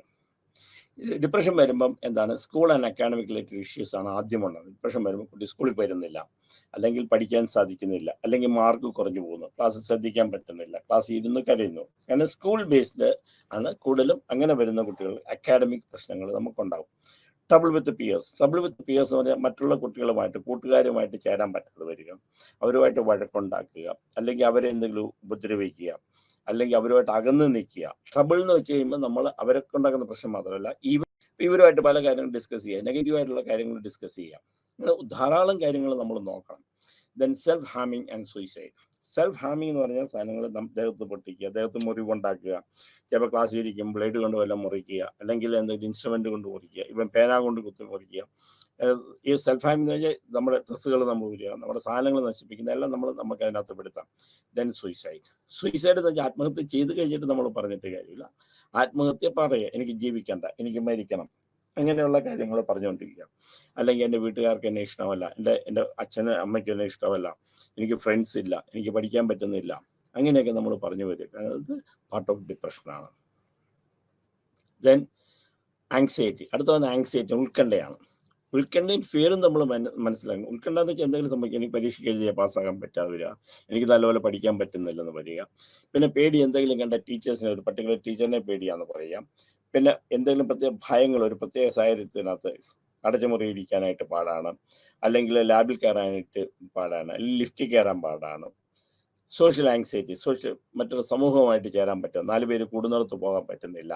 അപ്പോൾ ഇതൊക്കെ നമ്മൾ ഇന്റേണൽ ഇതാണ്, ആങ്സൈറ്റി കൊണ്ടുണ്ടാകുന്ന സംഗതിയാണ്. സെപ്പറേഷൻ ആങ്സൈറ്റി, ഇപ്പം വീട്ടിൽ നിന്ന് വരാനായിട്ടുള്ള, അല്ലെങ്കിൽ ഫ്രണ്ട്സ് നമ്മളെ വിട്ടുപോകുമോ എന്നുള്ള പേടി, അല്ലെങ്കിൽ അച്ഛനും അമ്മയും പിരിയുമോ എന്നുള്ള പേടി, അങ്ങനെ സെപ്പറേഷൻ, അല്ലെങ്കിൽ നമ്മളെ എവിടുന്നെങ്കിലും വിട്ടുപോകും എന്നുള്ള പേടി. Generalize anxiety disorder. പിന്നെ കോമൺ ആയിട്ടുള്ള എല്ലാത്തിനെയും കുറിച്ചുള്ള anxiety. Then post traumatic stress, എന്തെങ്കിലും ഒരു സംഭവം, എക്സാമ്പിൾ പരീക്ഷയ്ക്ക് തോറ്റു, അല്ലെങ്കിൽ ഒരു അപകടം ഉണ്ടായി, വീട്ടിൽ എന്തെങ്കിലും സംഭവിച്ചു, അല്ല അച്ഛൻ എന്തെങ്കിലും സംഭവിച്ചു, അല്ലെങ്കിൽ അച്ഛൻ ആൽക്കഹോളിക്കാണ്, എന്തെങ്കിലും ഒരു ട്രോമ ഉണ്ടായിട്ട് ആ ട്രോമയിൽ ബേസ് ചെയ്യിക്കുന്നുണ്ട് സ്ട്രെസ്സാണ് post traumatic stress disorder. Then social withdrawal, പിൻവലിയുക, സമൂഹത്തിൽ നിന്ന് പിൻവലിക്കുക, എനിക്കാരെയും കാണണ്ട, എനിക്കൊന്നും കേൾക്കേണ്ട കാര്യമില്ല, ആൾക്കാരോട് മിണ്ടാതിരിക്കുക, ഒറ്റയ്ക്കൊരു മുറിയിലിരിക്കുക, that is called social withdrawal. പിന്നെ അടുത്ത നമ്മൾ കാണുന്നത് ബോഡി ഇമേജ് ഇഷ്യൂ ആണ്. ബോഡി ഇമേജ് ഇഷ്യൂ കാണുന്ന സാധാരണ കുട്ടികൾ കാണുന്നത് അനോറക്സിയ. കാരണം എന്ന് വെച്ചാൽ ആഹാരം കഴിക്കാതിരിക്കുക, വണ്ണം കുറയ്ക്കാനായിട്ട് നോക്കുക, പ്രത്യേക വണ്ണം കൂടുന്നത്, എപ്പോഴും എനിക്ക് വണ്ണം കൂടി ആഹാരം കഴിക്കാതിരിക്കുക, അങ്ങനെയൊക്കെ ചെയ്യുന്നതാണ്. ദെൻ ബുലിമിയ ആൻഡ് നോർവോസ, കാരണം എനിക്ക് വണ്ണം കൂടുതലാണെന്ന് നോക്കുക, എന്നിട്ട് ആഹാരം കണ്ടമാനം കഴിക്കുക, ദെൻ വായിൽ കൈയിട്ട് നമ്മൾ ശ്രദ്ധിക്കുക, വണ്ണം കൂടുതലും അതാണ്, പക്ഷെ വണ്ണം കൺട്രോൾ ചെയ്യാൻ ശ്രമിക്കും, പക്ഷെ നമ്മൾ വണ്ണം ഉണ്ടാകും. ബിഞ്ച് ഈറ്റിംഗ്, പിന്നെ എപ്പോഴും ഡിപ്രഷൻ, വലിച്ചു വാരി തിന്നുക, തോന്നുന്ന സമയത്ത് ഒരു ക്രമമില്ലാതെ ആഹാരം കഴിക്കുക, എപ്പോഴും ഡിപ്രഷൻ കുറെ വലിച്ചു വാരി തിന്നുക, കുറെ മധുരം കഴിക്കുക, കുറെ വേണ്ടാന്ന് വെക്കുക, പിന്നെ ചിലപ്പോൾ കഴിക്കാതിരിക്കുക, അതാണ്. പിന്നെ അവോയ്ഡ് റെസ്ട്രിക്റ്റീവ് ഫുഡ് ഇൻടേക്ക്, കുറെ കാര്യങ്ങൾ. ഇപ്പോൾ രാവിലെ ഞാൻ ഒരു ഇഡലിയെ കഴിക്കുള്ളൂ, ഉച്ചയ്ക്ക് ഒരു പിടി ചോറ് ഉണ്ണുള്ളൂ, വൈറ്റ് യാങ് ഒന്നും കഴിക്കില്ല. അങ്ങനെ അവോയ്ഡ് ചെയ്യുക, അല്ലെങ്കിൽ സെലക്റ്റഡ് ആയിട്ടുള്ള കഴിക്കുക. അല്ല വളരെ നമുക്ക് ആവശ്യത്തിനുള്ള, അതായത് നമ്മുടെ ഒരു ആളുടെ ശരീരത്തിന് ആവശ്യമുള്ളതായില്ല, ശരീരത്തിന് ആവശ്യമുള്ള അത്ര ആഹാരം കഴിക്കാതിരിക്കുക, അല്ലെങ്കിൽ അതിന് ആഹാരം കഴിക്കുക ഒഴിവാക്കുക. അപ്പൊ ഇതാണ് ബോഡി ഇമേജ്. ഇത് സാധാരണഗതി കാണാറുണ്ട്. അനോറക്സിയ നെർവസ, ബുലിമിയ, ബിഞ്ച് ഈറ്റിംഗ് എപ്പോഴും നമ്മൾ ശ്രദ്ധിക്കേണ്ടത്. ഇത് ഡിപ്രഷൻ്റെ ഒരു ഭാവം കൂടിയായിട്ട് ബിഞ്ച് ഈറ്റിംഗ് വരും. കാരണം എപ്പോഴും എവിടെ എന്തെങ്കിലും എടുത്ത് കഴിക്കുകയൊക്കെ ചെയ്യുന്നതാണിത്. External problem, first opposition disorder. അപ്പം എതിർത്ത് പറയാം, അച്ഛനെ പറയുന്നില്ല. അപ്പം അനുസരണ ഇല്ലാത്ത കുട്ടികൾ എന്നാണ് നമ്മൾ ഇവരെ പറയുന്നത്. പറഞ്ഞിരിക്കല്ലോ, ടീച്ചേഴ്സ് പറഞ്ഞിരിക്കുക, ടീച്ചേഴ്സിനോട് മറുത്ത് പറയുക, അവരെന്തെങ്കിലും പറഞ്ഞാൽ കൊള്ളാതിരിക്കുക. Opposite disorder. അതിന്റെ കൂടെ കോണ്ടാക്ട് ഡിസോർഡർ ആണ്. കോണ്ടാക്ട് ഡിസോർഡേഴ്സ് ആണ് അതിന്റെ കൂട്ടത്തില് വയലൻസ് കൂടെ ഉണ്ടാവും. സാധനങ്ങൾ പൊട്ടിക്കുക, വലിച്ചെറിയുക, മറ്റുള്ളവരെ ഉപദ്രവിക്കുക, ഇതെല്ലാം സെൽഫ് ഹാം ചെയ്യാം. ഇതെല്ലാം കോണ്ടാക്ട് ഡിസോർഡർ ആണ്. സാധാരണ കോണ്ടാക്ട് ഡിസോർഡർ ഉള്ള കുട്ടികൾ മറ്റുള്ള സാധനങ്ങൾ നശിപ്പിക്കുക, വലിച്ചെറിയുക, വയലൻസ് ആണ് കൂടുതൽ കാണുന്നത്. Attention deficit hyper active disorder, ADHD എന്ന് നമ്മൾ പറയുന്നത്. സാധാരണ എപ്പോഴും കേൾക്കുന്ന ഒരു വാക്കാണ് ADHD. ADHD നമ്മൾ രണ്ടായിട്ട് കാണണം. അറ്റൻഷൻ ഡെഫിസിറ്റ് മാത്രമുള്ള കുട്ടികളുണ്ട്. അതിന് ഒരു കാര്യത്തിലേക്ക് കുറച്ച് കൂടുതൽ നേരം ശ്രദ്ധ കേന്ദ്രീകരിക്കാൻ പറ്റാതെ വരിക, ക്ലാസ്സിൽ കുറച്ച് നേരം ഇരിക്കുക, പിന്നെ ശ്രദ്ധ പോവുക, അവിടെ ഉണ്ടാവും, ആളവിടെ ഉണ്ടാവും, എന്താണെന്ന് മനസ്സിലാകാതിരിക്കുക. ആൻസർ എന്തെങ്കിലും നോട്ട്സ് ഒക്കെ തരുമ്പോൾ കുറച്ച് നേരം എഴുതുക, പിന്നെ ശ്രദ്ധ വിട്ടു പോവുക. പക്ഷെ ഇങ്ങനെയുള്ള ആൾക്കാർക്ക് ഇഷ്ടമുള്ള സംഗതികൾ ചെയ്യാൻ, എന്തെങ്കിലും ഉണ്ടാക്കാൻ കൊടുത്ത് ചിലപ്പോൾ ഉണ്ടാക്കിക്കൊണ്ടിരിക്കുന്നതായിരിക്കും. Then hyperactivity disorder. Hyperactivity disorder എന്ന് പറയും ക്ലാസ്സിൽ അടങ്ങിയിരിക്കുന്നുണ്ടല്ലോ, പുറത്തിറങ്ങുമ്പോഴേ ഉള്ളൂ, റെസ്റ്റ്ലെസ് ആണ്. സാധാരണഗതിയിൽ ഇവരിയ്ക്കുമ്പോൾ റെസ്റ്റ്ലെസ് ആയിരിക്കും. ചിലവർ ആൺകുട്ടികളല്ലോ കുറച്ച് കുസൃതിയൊക്കെ കാണിച്ചെന്നിരിക്കും. പക്ഷെ ഇതൊക്കെ ഹൈ റിസ്ക് ഫാക്ടേഴ്സ് ഉള്ള ആണെങ്കിൽ മാത്രമാണ് നമ്മൾ ഹൈപ്പർ ആക്റ്റീവ് എന്ന് പറയുക. ഒന്ന്, വീണ്ടും വിചാരമില്ല ചെയ്യുക. ചിലപ്പോൾ നിൽക്കുന്ന സമയത്ത് റോഡ് ക്രോസ് ചെയ്ത് പോവുക, വലിയ മരങ്ങളിൽ വലിച്ച് കയറുക, ഏണിയെ വലിച്ചു കയറുക, ചിലത് വലിച്ച് പൊട്ടിക്കുക, റെസ്റ്റ്ലെസ് ആക്കുക, ചുറ്റോടിരിക്കുന്നവരെ ഉപദ്രവിക്കുക, അല്ലെങ്കിൽ അവരെ ഡിസ്റ്റർബ് ചെയ്യുക. അങ്ങനെയൊക്കെ വരുമ്പോഴാണ് നമ്മൾ attention deficit hyper active disorder എന്ന് പറയുന്നത്. സാധാരണഗതിയിൽ ഇപ്പം ആൺകുട്ടികളിലാണ് ഇത് കാണാറുള്ളത്. കാരണം പെൺകുട്ടികൾ ഇല്ലെന്നല്ല, കൂടുതൽ ആൺകുട്ടികളാണ് കാണുന്നത്. ഇത് family history of psychiatric problem ഉള്ള കുട്ടികളാണ് നമുക്ക് കൂടുതൽ കാണുന്നത്. സബ്സ്റ്റൻസ് യൂസ് ഡിസോർഡർ എന്ന് വെച്ചാൽ ആവശ്യമില്ലാതെ മരുന്നുകൾ കഴിക്കുക, അങ്ങനെ പ്രശ്നങ്ങളുണ്ടാക്കുക. Substance use disorder. Then pyromania, തീയുമായിട്ട് കളിക്കുക. ദെൻ ക്ലെപ്റ്റോമാനിയ, ട്യൂറൻസി, സ്കൂളിൽ പോകാനായിട്ടുള്ള മടി കാണിക്കാം. ക്ലെപ്റ്റോമാനിയയും സാധാരണഗതിയിൽ കുട്ടികൾ കാണാറുണ്ട്. പൈറോമാനിയ അങ്ങനെ കാണുന്നതിൽ കൂടുതൽ ക്ലെപ്റ്റോമാനിയ കാണാറുണ്ട്. കാരണം സാധാരണ നമുക്ക് മോഷണം എന്നാണ് പറയുന്നത്. ആ മോഷണം എന്ന് പറയുന്നതിന് നമ്മൾ ഇതിനകത്ത് പെടുത്തുകയല്ല. നമ്മൾ എന്നാ വെച്ചാൽ ഒരു സാധനം കണ്ടു കഴിഞ്ഞാൽ ആവശ്യമുണ്ടോ ഇല്ലയോ എന്നുള്ളതല്ല, അതെടുക്കണമെന്ന് തോന്നി, അത് ആവശ്യമുണ്ടെന്ന് തോന്നി, കിട്ടിക്കഴിഞ്ഞ് കഴിഞ്ഞാൽ തീർന്നു. അത് കിട്ടുന്നത് വരെ പുള്ളിക്ക് ഭയങ്കര ആങ്സൈറ്റിയാണ്. കിട്ടിക്കഴിഞ്ഞ് കഴിഞ്ഞാൽ അതിൻ്റെ വിട്ടു. That is called kleptomania. Then truancy, ക്ലാസ്സിൽ പോകാനുള്ള മടി. റെഗുലറായിട്ട് നമ്മൾ ക്ലാസ്സിൽ പോകാൻ മടി, എന്ത് കൊടുത്താലും പോകാനുള്ള ഒരു ക്ലാസ്സിൽ ചെയ്യുക. ദാറ്റ് ഇസ് കോൾഡ് ട്രുവാൻസി, സ്കൂളിൽ പോകാനുള്ള മടി. ദെൻ റെഫറൽ റെമഡീസ് എന്ന് പറഞ്ഞാൽ നമുക്ക് എന്താണ് നമുക്ക് ചെയ്യുന്നത്. ഇങ്ങനെയുള്ള കുട്ടികളെ നമ്മൾ കണ്ടു. What we are going to do, നമ്മൾ ഒന്നുകൂടെ ഓർത്തോളുക. എന്താണ് സ്കൂൾ സൈക്കോളജി? സ്കൂൾ സൈക്കോളജി നമ്മൾ അടുത്ത് പഠിച്ചതെന്ന് വെച്ചാൽ അവരുടെ ജോലികൾ എന്തൊക്കെയാണ്, സ്കൂൾ സൈക്കോളജി ജോലി എന്തൊക്കെയാണ് കുട്ടികളുടെ ഡെവലപ്മെന്റ്, എന്തൊക്കെയാണ് ലാംഗ്വേജ്, എങ്ങനെയൊക്കെ ലാംഗ്വേജ് ഡെവലപ്പ് ചെയ്യുന്നത്, എന്തൊക്കെയാണ് കോമൺ പ്രശ്നങ്ങൾ ഉണ്ടാകുന്നത്, കോമൺ ആയിട്ടുള്ള പ്രശ്നം, ഇതെല്ലാം പറഞ്ഞു കഴിഞ്ഞാൽ ഇനി അതിന് റെമഡീസ്, ഇതിന് പരിഹാരം നമ്മളിത് കണ്ടുപിടിക്കുക. ഒരു സ്കൂൾ സൈക്കോളജിസ്റ്റ് എന്നുള്ള നിലയ്ക്ക്, അല്ലെങ്കിൽ സ്കൂൾ സൈക്കോളജിയുടെ ബേസിൽ നമുക്ക് എങ്ങനെയാണ് ഇവരെ നമുക്ക് രക്ഷപ്പെടുത്തുക, അല്ലെ എങ്ങനെയാണ് ഇവർക്ക് ഒരു ഗുണം ചെയ്യുക, പരിഹാരം ചെയ്യുക. അങ്ങനത്തെ അത് നമ്മൾ നോക്കുന്നത് ഐഡന്റിഫൈ ദ പ്രോബ്ലം. അപ്പോൾ ഇതിനകത്ത് റെഫർ ചെയ്യുന്നതിന് മുമ്പ് അത് നമ്മൾ എന്തൊക്കെയാണ് കേസ് എന്ന് നമ്മളത് മനസ്സിലാക്കുക. ആ കേസ് മനസ്സിലാക്കിയിട്ട് അതിന് നമ്മൾ ചെയ്യേണ്ട റെമഡീസ് എന്തൊക്കെയാണ് ഫോർമലായിട്ട് നമ്മൾ ടീച്ചേഴ്സൊക്കെ ആയിട്ട് ഐഡന്റിഫൈ ചെയ്തിട്ട് ഇത് റിയലി ഇത് നമ്മൾ ഏതെങ്കിലും ട്രീറ്റ്മെന്റ് വിടേണ്ട കാര്യം, റെമഡി ആവശ്യമുള്ളതാണോ അല്ലെങ്കിൽ നമുക്ക് പരിഹരിക്കാൻ പറ്റുന്നതാണോ എന്ന് നമ്മൾ മനസ്സിലാക്കുക. അപ്പോൾ referral first identify the problem, എന്താണ് പ്രശ്നം. ഒരു ഐഡന്റിഫൈ ചെയ്യുന്നതിന് മുമ്പ് നമ്മൾ ആദ്യം വാട്ട് ഇസ് ദ പ്രോബ്ലം. ഇവിടെ പഠന വൈകല്യമാണോ, ക്ലാസ്സിലൊരു ഇതുണ്ട്, ഹൈപ്പർ ആക്ടിവിറ്റി ആണോ, അല്ലെങ്കിൽ വേറെ എന്തെങ്കിലും ബുദ്ധിമുട്ടുണ്ടാക്കുന്നതാണോ, എന്തെങ്കിലും റിട്ടാർഡേഷൻ ഉള്ള സംബന്ധിച്ച് സബ് നോർമൽ ആയിട്ടുള്ള എന്തെങ്കിലും പ്രശ്നങ്ങൾ ഉണ്ടാകുന്നുണ്ടോ, അല്ലെങ്കിൽ സ്പെഷ്യൽ ലേണിംഗ് ഡിസബിലിറ്റി ഉണ്ടോ, ഹൈപ്പർ ആക്റ്റീവ് ഉണ്ടോ, ഡിപ്രഷൻ ഉണ്ടോ, ആങ്സൈറ്റി ഉണ്ടോ എന്ന് നമ്മൾ problem identify the problem. Then factors contributing, എന്തൊക്കെ കാരണമാണ് ഇതുണ്ടത്, ഇത് നമ്മൾ ഫാക്ടർ ഉണ്ടായത് എന്തൊക്കെ കാരണങ്ങളാണ് ഇത് ഉണ്ടാകാനുള്ള കാരണം. ആ ഉണ്ടാകാനുള്ള കാരണം കണ്ടുപിടിച്ച് കഴിഞ്ഞാൽ നമ്മൾ അടുത്തതിലേക്ക് പോവുകയാണ്. Then comparison with the same age group, ഇതേ പ്രായത്തിലുള്ള കുട്ടികൾക്ക് ഈ പ്രശ്നമുണ്ടോ, ഈ ഫാക്ടേഴ്സ് ഉണ്ടാവും ഇതേ പ്രായത്തിലുള്ള കുട്ടികൾക്കുണ്ടോ, അല്ലെങ്കിൽ അവരുടെ പ്രശ്നങ്ങൾ എന്താണ്. അപ്പം സെയിം ഏജ് ഗ്രൂപ്പുള്ള കുട്ടികളുമായിട്ട് നമുക്ക് കമ്പയർ ചെയ്യാം. പിന്നെ ഡ്യൂറേഷൻ എത്രയുണ്ട്, ഈ രോഗം ഇത് തുടങ്ങിയിട്ട് എത്ര നാളുകളായി, ഡ്യൂറേഷൻ. ദെൻ ഇത് എന്തുമാത്രം പകർന്നിട്ടുണ്ട് എന്ന് വെച്ചാൽ ഇതിൻ്റെ സിവിയറിറ്റി എന്തുമാത്രം ആൾക്കാരിൽ, ഇത് ഒരാൾക്കാണോ 2 പേർക്കാണോ, പലർക്കും വന്നിട്ടുണ്ടോ, അതോ ഇതേ ഉള്ളൂ, ഇത് ഇവർക്ക് മാത്രമേ ഉള്ളൂ, ഇയാൾക്കാണെങ്കിൽ ഇയാൾക്ക് എന്തൊക്കെയുണ്ട്, അതിൻ്റെ സിവിയറിറ്റി എന്തുമാത്രം സിവിയറാണ് ഈ പ്രോബ്ലം. അപ്പം ആദ്യം നമ്മൾ റെഫർ ചെയ്യാനായിട്ട് എടുക്കുന്നതിന് മുമ്പ് ഐഡൻറ്റിഫൈ ദ പ്രോബ്ലം എന്താണെന്ന് കണ്ടുപിടിക്കുക, അത് എന്തൊക്കെ കാരണങ്ങളാണ് ഇത് ഉണ്ടാകാനുള്ളതെന്ന് വയ്ക്കാം. Then compare with other age group. അത് കഴിഞ്ഞാൽ ഉടനെ നമ്മൾ നോക്കുന്നത് ഇത് എത്ര ഡ്യൂറേഷനായി, എത്ര വ്യാപ്തിയുണ്ട്, then severity, then referral remedies. ഇത്രയും കണ്ടുപിടിച്ച് കഴിഞ്ഞാൽ ദെൻ റെഫറൽ റെമഡീസ്, ഇത് ഏതെങ്കിലും റെമഡീസ്, ഇതെന്താണ്, ഡിപ്രഷനുണ്ട് കൂടുതലാണ്, സൈക്കോളജിസ്റ്റിനായിട്ട് സൈക്കാട്രിസ്റ്റിലേക്ക് വിട്ടു, മറ്റുള്ള കുറേ കുട്ടികൾക്കുണ്ട്, നമ്മൾ അത് എല്ലാ കുട്ടികളെയും കൊണ്ട് പിടിച്ചു. അതുകൊണ്ട് എന്തൊക്കെ കൊണ്ട് ഉണ്ടാകുന്നത്, കുടുംബ കാരണങ്ങൾ കൊണ്ടാണ്, വീട്ടിലെ കാര്യങ്ങൾ കൊണ്ട് ഉണ്ടാകുന്നതാണ്, സ്കൂളിലെ പ്രശ്നങ്ങൾ ഉണ്ടാകുന്നതാണ്, പഠന വൈകല്യങ്ങൾ ഉണ്ടാകുന്നതാണോ, അങ്ങനെ identify the problem, then referral remedies. എങ്ങനെയൊക്കെയാണ് ഇത് റെഫർ ചെയ്യുന്നത്? ഒന്ന് re referral and pre referral എന്ന് പറഞ്ഞിട്ടുണ്ട്. ഒന്ന് നമ്മൾ ഇതിനെ കാര്യം കണ്ടുപിടിക്കുക, അത് കഴിഞ്ഞ് റെഫർ ചെയ്യുന്നതിന് മുമ്പുള്ള അസസ്മെന്റ് നടത്തുക. ദെൻ ഫോർമൽ റെഫറൽ, അത് കണ്ടുപിടിച്ച് കഴിഞ്ഞ് then formally you refer the case to other person. അതിന് സ്കൂൾ ബേസ്ഡ് റെമഡിയൽ പ്രോഗ്രാംസ്, എന്തൊക്കെ സ്കൂളിനെ ബേസ് ചെയ്തിട്ട് നമുക്ക് എന്തൊക്കെ റെമഡിയൽ പ്രോഗ്രാംസ് ഉണ്ടാക്കാം. Number 1, positive behaviour support from teachers in the classroom. Teachers പോസിറ്റീവായിട്ട് നമ്മൾ നോക്കണം. ഒന്നുകൂടെ നിങ്ങൾ ഓർത്തോണം, എന്താണ് സ്കൂൾ സൈക്കോളജി, സ്കൂൾ സൈക്കോളജിസ്റ്റ് ആരാണ്, എങ്ങനെയൊക്കെയാണ് ഡെവലപ്പ് ചെയ്യുന്നത്, എന്തൊക്കെയാണ് ലാംഗ്വേജ് ഡെവലപ്പ് ചെയ്യുന്നത്, എന്തൊക്കെയാണ് പ്രോബ്ലംസ്, ആ പ്രോബ്ലം കണ്ടുപിടിക്കുക, എന്തൊക്കെ ചെയ്യണം. ഇനി സ്കൂളിൽ നമുക്ക് എന്തൊക്കെയാണ്, ഇത് പരീക്ഷയ്ക്ക് ചോദിക്കാനുള്ള school based remedial programme.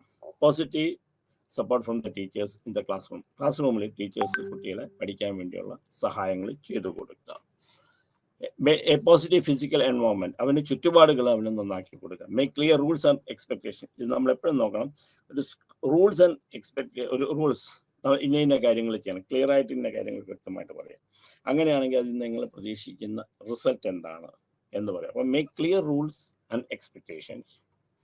Then helping the students to fulfil the rules and expectation. നമ്മൾ റൂൾസ് ആൻഡ് റെഗുലേഷൻസ് ഉണ്ടാക്കി കൊടുത്തിട്ട് കാര്യമില്ല, അവർക്ക് അത് എങ്ങനെ ചെയ്യാൻ പറ്റും, അവരെ ഹെൽപ്പ് ചെയ്യണം ഇത് വരാനായിട്ട്. അത് കൂടുതൽ അവരെ പറഞ്ഞ് മനസ്സിലാക്കി കൊടുക്കാൻ, അവർ ഫലവത്താക്കാനായിട്ട് ചെയ്യാൻ, അതിൻ്റെ റിസൾട്ട് ചെയ്യാനായിട്ട് ആ എക്സ്പെക്ടേഷൻ എന്താണെന്ന് അവരുടെ ക്ലാരിറ്റി നമ്മൾ പറഞ്ഞു കൊടുക്കുക. Then do it. Then programme the activities of the day. അപ്പോൾ ഒരു ദിവസം എന്തൊക്കെ ചെയ്യണം, നമ്മളൊരു ടൈം ടേബിൾ പോലെ, കാരണം പലപ്പോഴും നമ്മുടെ കുട്ടികൾക്ക് ഡിസിപ്ലിൻ ഇല്ലാത്തത് അവിടെയാണ്. അപ്പം കറക്റ്റായിട്ടൊരു ടൈം ടേബിൾ ഉണ്ടാക്കി എന്തൊക്കെ ചെയ്യണം ഒരു ദിവസം എന്നുള്ളത് ഉണ്ടാക്കി കൊടുക്കാം. Help in the forming consistent routines and procedure, ഇതെല്ലാം ഉണ്ടാക്കി കൊടുക്കുക. ഇത് കൺസിസ്റ്റന്റ് ആയിട്ട് റെഗുലർ ആയിട്ട് ഓരോ ദിവസവും എന്തൊക്കെ ചെയ്യാൻ സാധിക്കും, ഇത് എങ്ങനെ പോകണം എന്നുള്ളത് ചെയ്യാം.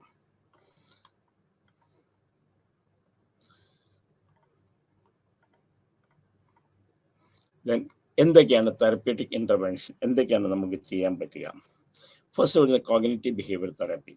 കോഗ്നിറ്റീവ് ബിഹേവിയർ തെറാപ്പി അവൻ്റെ ആ കാര്യങ്ങളെക്കുറിച്ച് മനസ്സിലാക്കിയിട്ട് അതിനോടുള്ള അപ്രോച്ച് നമ്മൾ മാറ്റിയെടുക്കുക, അല്ലെങ്കിൽ അവൻ്റെ അതിനെക്കുറിച്ചുള്ള ചിന്താഗതികൾ നമ്മൾ മാറ്റിയെടുക്കുക. That is called behaviour. Then rational emotive behaviour therapy, അത് ഓരോ തരത്തിലുള്ള തെറാപ്പികളുണ്ട്. അതെങ്ങനെയാണ് ചെയ്യുന്നത് എന്ന് നമ്മൾ കൂടുതലും നമ്മൾ വായിച്ചു നോക്കിയാൽ മാത്രം വരാം. ഇത് നമ്മൾ ഒരു സൈക്കോളജിസ്റ്റിൻ്റെ എടുക്കുന്നത് എന്താണ് റാഷണൽ ഇമോട്ടീവ് ബിഹേവിയർ തെറാപ്പി. അവൻ്റെ ഇമോഷണലും വൈകാരികമായിട്ടുള്ള കാര്യങ്ങൾ മനസ്സിലാക്കി അതിൽ നിന്ന് നമ്മൾ അവൻ്റെ രക്ഷപ്പെടുത്തുക. ദെൻ കോഗ്നിറ്റീവ് തെറാപ്പി, അവൻ്റെ അതിനോടുള്ള സമീപനം, അവനെ കാണുന്നതിന് പെർസെപ്ഷൻ, ആ പെർസെപ്ഷനെ മാറ്റിയെടുക്കത്തക്കൊണ്ട് അതിനെ വളർത്തിക്കൊണ്ടുവരിക. That is one. Then self instructional training, തന്നെത്താൻ തന്നെ മനസ്സിലാക്കി. സ്ട്രെസ് ഇനോക്കുലേഷൻ ട്രെയിനിങ്, അതായത് സ്ട്രെസ് ഉണ്ടാകുന്ന സാഹചര്യങ്ങളെ കുറിച്ച് അവനെ മനസ്സിലാക്കുക, ആ സാഹചര്യങ്ങൾക്ക് എന്തൊക്കെയാണ് നമ്മൾ ബിഹേവ് ചെയ്യുന്നത് മനസ്സിലാക്കുക, അതിനെ നമുക്ക് എങ്ങനെ ഓവർകം ചെയ്യാൻ പറ്റുമെന്ന് വെച്ചാൽ നമ്മൾ കൊടുക്കുക. That is called stress inoculation. Then problem solving therapy, അതായത് ഒരു പ്രോബ്ലത്തെ കണ്ടതിന് മുമ്പ് വെച്ച് അതിനെ എങ്ങനെയൊക്കെ അനലൈസ് ചെയ്യാം. അപ്പോൾ പ്രോബ്ലം അനലൈസ് ചെയ്യുന്ന first one is identify the problem, statement of the problem പറയുക. ദെൻ നമ്മൾ ഡീറ്റെയിൽ ആയിട്ട് പ്രോബ്ലത്തെ നമ്മൾ മനസ്സിലാക്കുക. പ്രോബ്ലത്തെ മനസ്സിലാക്കി കഴിഞ്ഞാൽ മാക്സിമം നമുക്ക് ആ പ്രോബ്ലം അതിൻ്റെ ഇൻഫർമേഷൻ നമ്മൾ ഗ്യാദർ ചെയ്യുക. ദെൻ ഫൈൻഡ് സൊല്യൂഷൻസ്, കുറേ സൊല്യൂഷൻസ് കണ്ടുക. അപ്ലൈ വൺ സൊല്യൂഷൻ, ഏതെങ്കിലും ഒരു സൊല്യൂഷൻ നമ്മൾ അപ്ലൈ ചെയ്യുക. അത് ശരിയായ ആ പ്രോബ്ലം സോൾവ് ചെയ്ത് ദറ്റ് പ്രോബ്ലം ഈസ് ഓവർ. അത് അല്ലെങ്കിൽ വേറെ ഏതെങ്കിലും ഒരു സൊല്യൂഷൻ നമ്മൾ കാണും. ഇതാണ് പ്രോബ്ലം സോൾവിങ് തെറപ്പി. നമ്മളത് കണ്ട് അവരെ മനസ്സിലാക്കി പഠിപ്പിച്ചു കൊടുക്കുന്ന സംഗതിയാണ്. ദെൻ സോഷ്യൽ സ്കിൽസ് ട്രെയിനിങ്, ഓരോ കാര്യങ്ങളെ നേരിടാനായിട്ടുള്ള കഴിവുകൾ അവനുണ്ടാക്കി. That is called social skill learning. ഓരോ സംഭവങ്ങളെ, ഓരോ പ്രശ്നങ്ങളെ അതുണ്ടാകുമ്പം അതിനെ എങ്ങനെ നേരിടാം എന്ന് പഠിപ്പിച്ച് നമ്മൾ കൊടുക്കുക. Then child rights. എന്തൊക്കെയാണ് child rights? Child labour. Child എന്ന് പറയും നമ്മൾ ഇതിനകത്ത് 18 വയസ്സിൽ താഴെയുള്ളവരെയാണ് നമ്മൾ ഉദ്ദേശിക്കുന്നത്. യാതൊരു കാരണവശാലും 15 വയസ്സിൽ താഴെയുള്ള കുട്ടികളെ നമ്മൾ യാതൊരു ലേബറിനും ചെയ്യാൻ പറ്റില്ല. ഗവൺമെന്റ് ഉണ്ടാക്കിയതാണ് ചൈൽഡ് ലേബർ പ്രൊട്ടക്ഷൻ, ചൈൽഡിനെ രക്ഷിക്കാനുള്ളത്. Then child sexual abuse. ഏതെങ്കിലും രീതിയിൽ സെക്ഷൽ അബ്യൂസ് ഉണ്ടായി കഴിഞ്ഞാൽ അത് സെക്ഷൽ അബ്യൂസ് എന്ന് പറയുമ്പോൾ നമ്മളിപ്പോൾ പോപ്സോ കേസൊക്കെ നമ്മൾ വന്നിട്ടുണ്ട്. അതായത് ഓരോ പ്രായപൂർത്തിയാകാത്ത 18 വയസ്സിൽ താഴെയുള്ള കുട്ടികളെ, ആ കുട്ടികളുടെ അനുവാദമില്ലാതെ സെക്ഷലി നമ്മൾ അബ്യൂസ് ചെയ്യുക. അത് പോപ്സോയിലേക്ക് വന്നിട്ടുണ്ട്. ചില വിത്ത് ഡിസബിലിറ്റീസ്, എന്തെങ്കിലും പഠന വൈകല്യങ്ങളുള്ള കുട്ടികൾക്ക് അവർക്ക് സ്പെഷ്യൽ എഡ്യൂക്കേഷൻ കൊടുക്കുക, അവർക്ക് ഗവൺമെന്റ് ഗ്രാൻഡ് കൊടുക്കുക, അവർക്ക് പഠിക്കാൻ സ്പെഷ്യൽ ടൈം നമ്മൾ പരീക്ഷയ്ക്ക് എഴുതാൻ വേണ്ടി കൊടുക്കുക. പിന്നെ then children with conflict law, സമൂഹം അതിൻ്റെ നിയമങ്ങളെ കുറിച്ച് നേരിടാൻ പറ്റാത്ത കുട്ടികളെ നമ്മൾ അത് മനസ്സിലാക്കി കൊടുത്ത് ജയിക്കുക. National commission protection of child rights, കുട്ടികളുടെ ചൈൽഡ് റൈറ്റ്സിന്, കുട്ടികളുടെ അവകാശങ്ങളെ നമ്മൾ അവകാശങ്ങളെ മാനിക്കാൻ വേണ്ടിയിട്ടുള്ള ആളാണ് national commission for protection of child rights. ഇവിടെയും പോപ്സോയുടെ ഇതിൻ്റെ കീഴിലാണ് നമ്മൾ വരുന്നത്. ദെൻ ചൈൽഡ് ഹെൽപ്പ് ലൈൻസ്, ധാരാളം ഹെൽപ്പ് ലൈൻസ് കുട്ടികൾക്ക് കൊടുത്തിട്ടുണ്ട്. ആ ഹെൽപ്പ് ലൈൻസ് എന്ന് പറയുന്നത് 1098 വിളിക്കുക. എന്തെങ്കിലും കുട്ടികൾക്ക് ഒരു ഡിസ്ട്രസ്, എന്തെങ്കിലും ഒരു പ്രോബ്ലം നേരിട്ടെന്ന് പറഞ്ഞാൽ ഇമ്മീഡിയറ്റ്ലി കോൾ ദ. അപ്പം ഇതാണ് നമ്മൾ പഠിച്ചത്. മെയിൻലി നമ്മളൊക്കെ എന്താണ് ഇപ്പം നമ്മൾ പഠിച്ച കാര്യങ്ങളൊന്ന് നോക്കാം. എന്താണ് child school psychology? School psychology എന്താണ്? സ്കൂൾ സൈക്കോളജിസ്റ്റ് എന്ന് പറഞ്ഞ ആരാണ്? അവരുടെ ജോലി എന്താണ്? അപ്പം എന്താണ് ഒരു കുട്ടികളുടെ ഡെവലപ്മെന്റ്, ആ കുട്ടികൾ ഡെവലപ്പ് ചെയ്യുന്നത്? അപ്പോൾ 4 മോഡ്യൂള് നമ്മൾ 4 മോഡ്യൂളാണ് ഇതിനകത്തുള്ളത്. 4 മോഡ്യൂളിനകത്തുള്ള കാര്യങ്ങളാണ് നമ്മൾ പറഞ്ഞത്. 8 ക്ലാസ് കൊണ്ട് 4 മോഡ്യൂളിൽ തീർത്തിരിക്കുകയാണ്.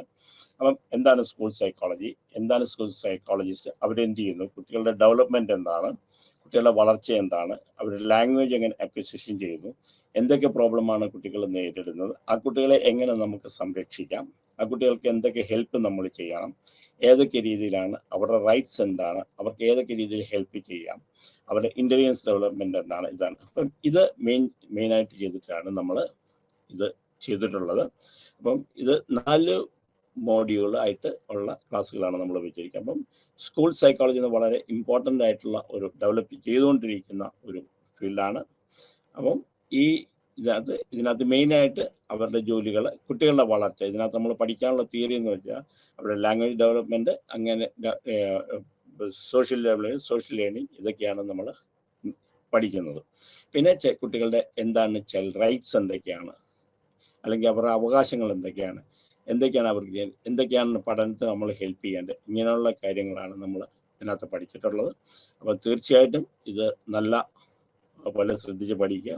നല്ല രീതിയിൽ എല്ലാവർക്കും വിജയം ആശംസിക്കുന്നു. വളരെ പ്രത്യേകമുള്ളൊരു സബ്ജക്റ്റാണ്. പഠിക്കുക. ജയ് ഹിന്ദ്.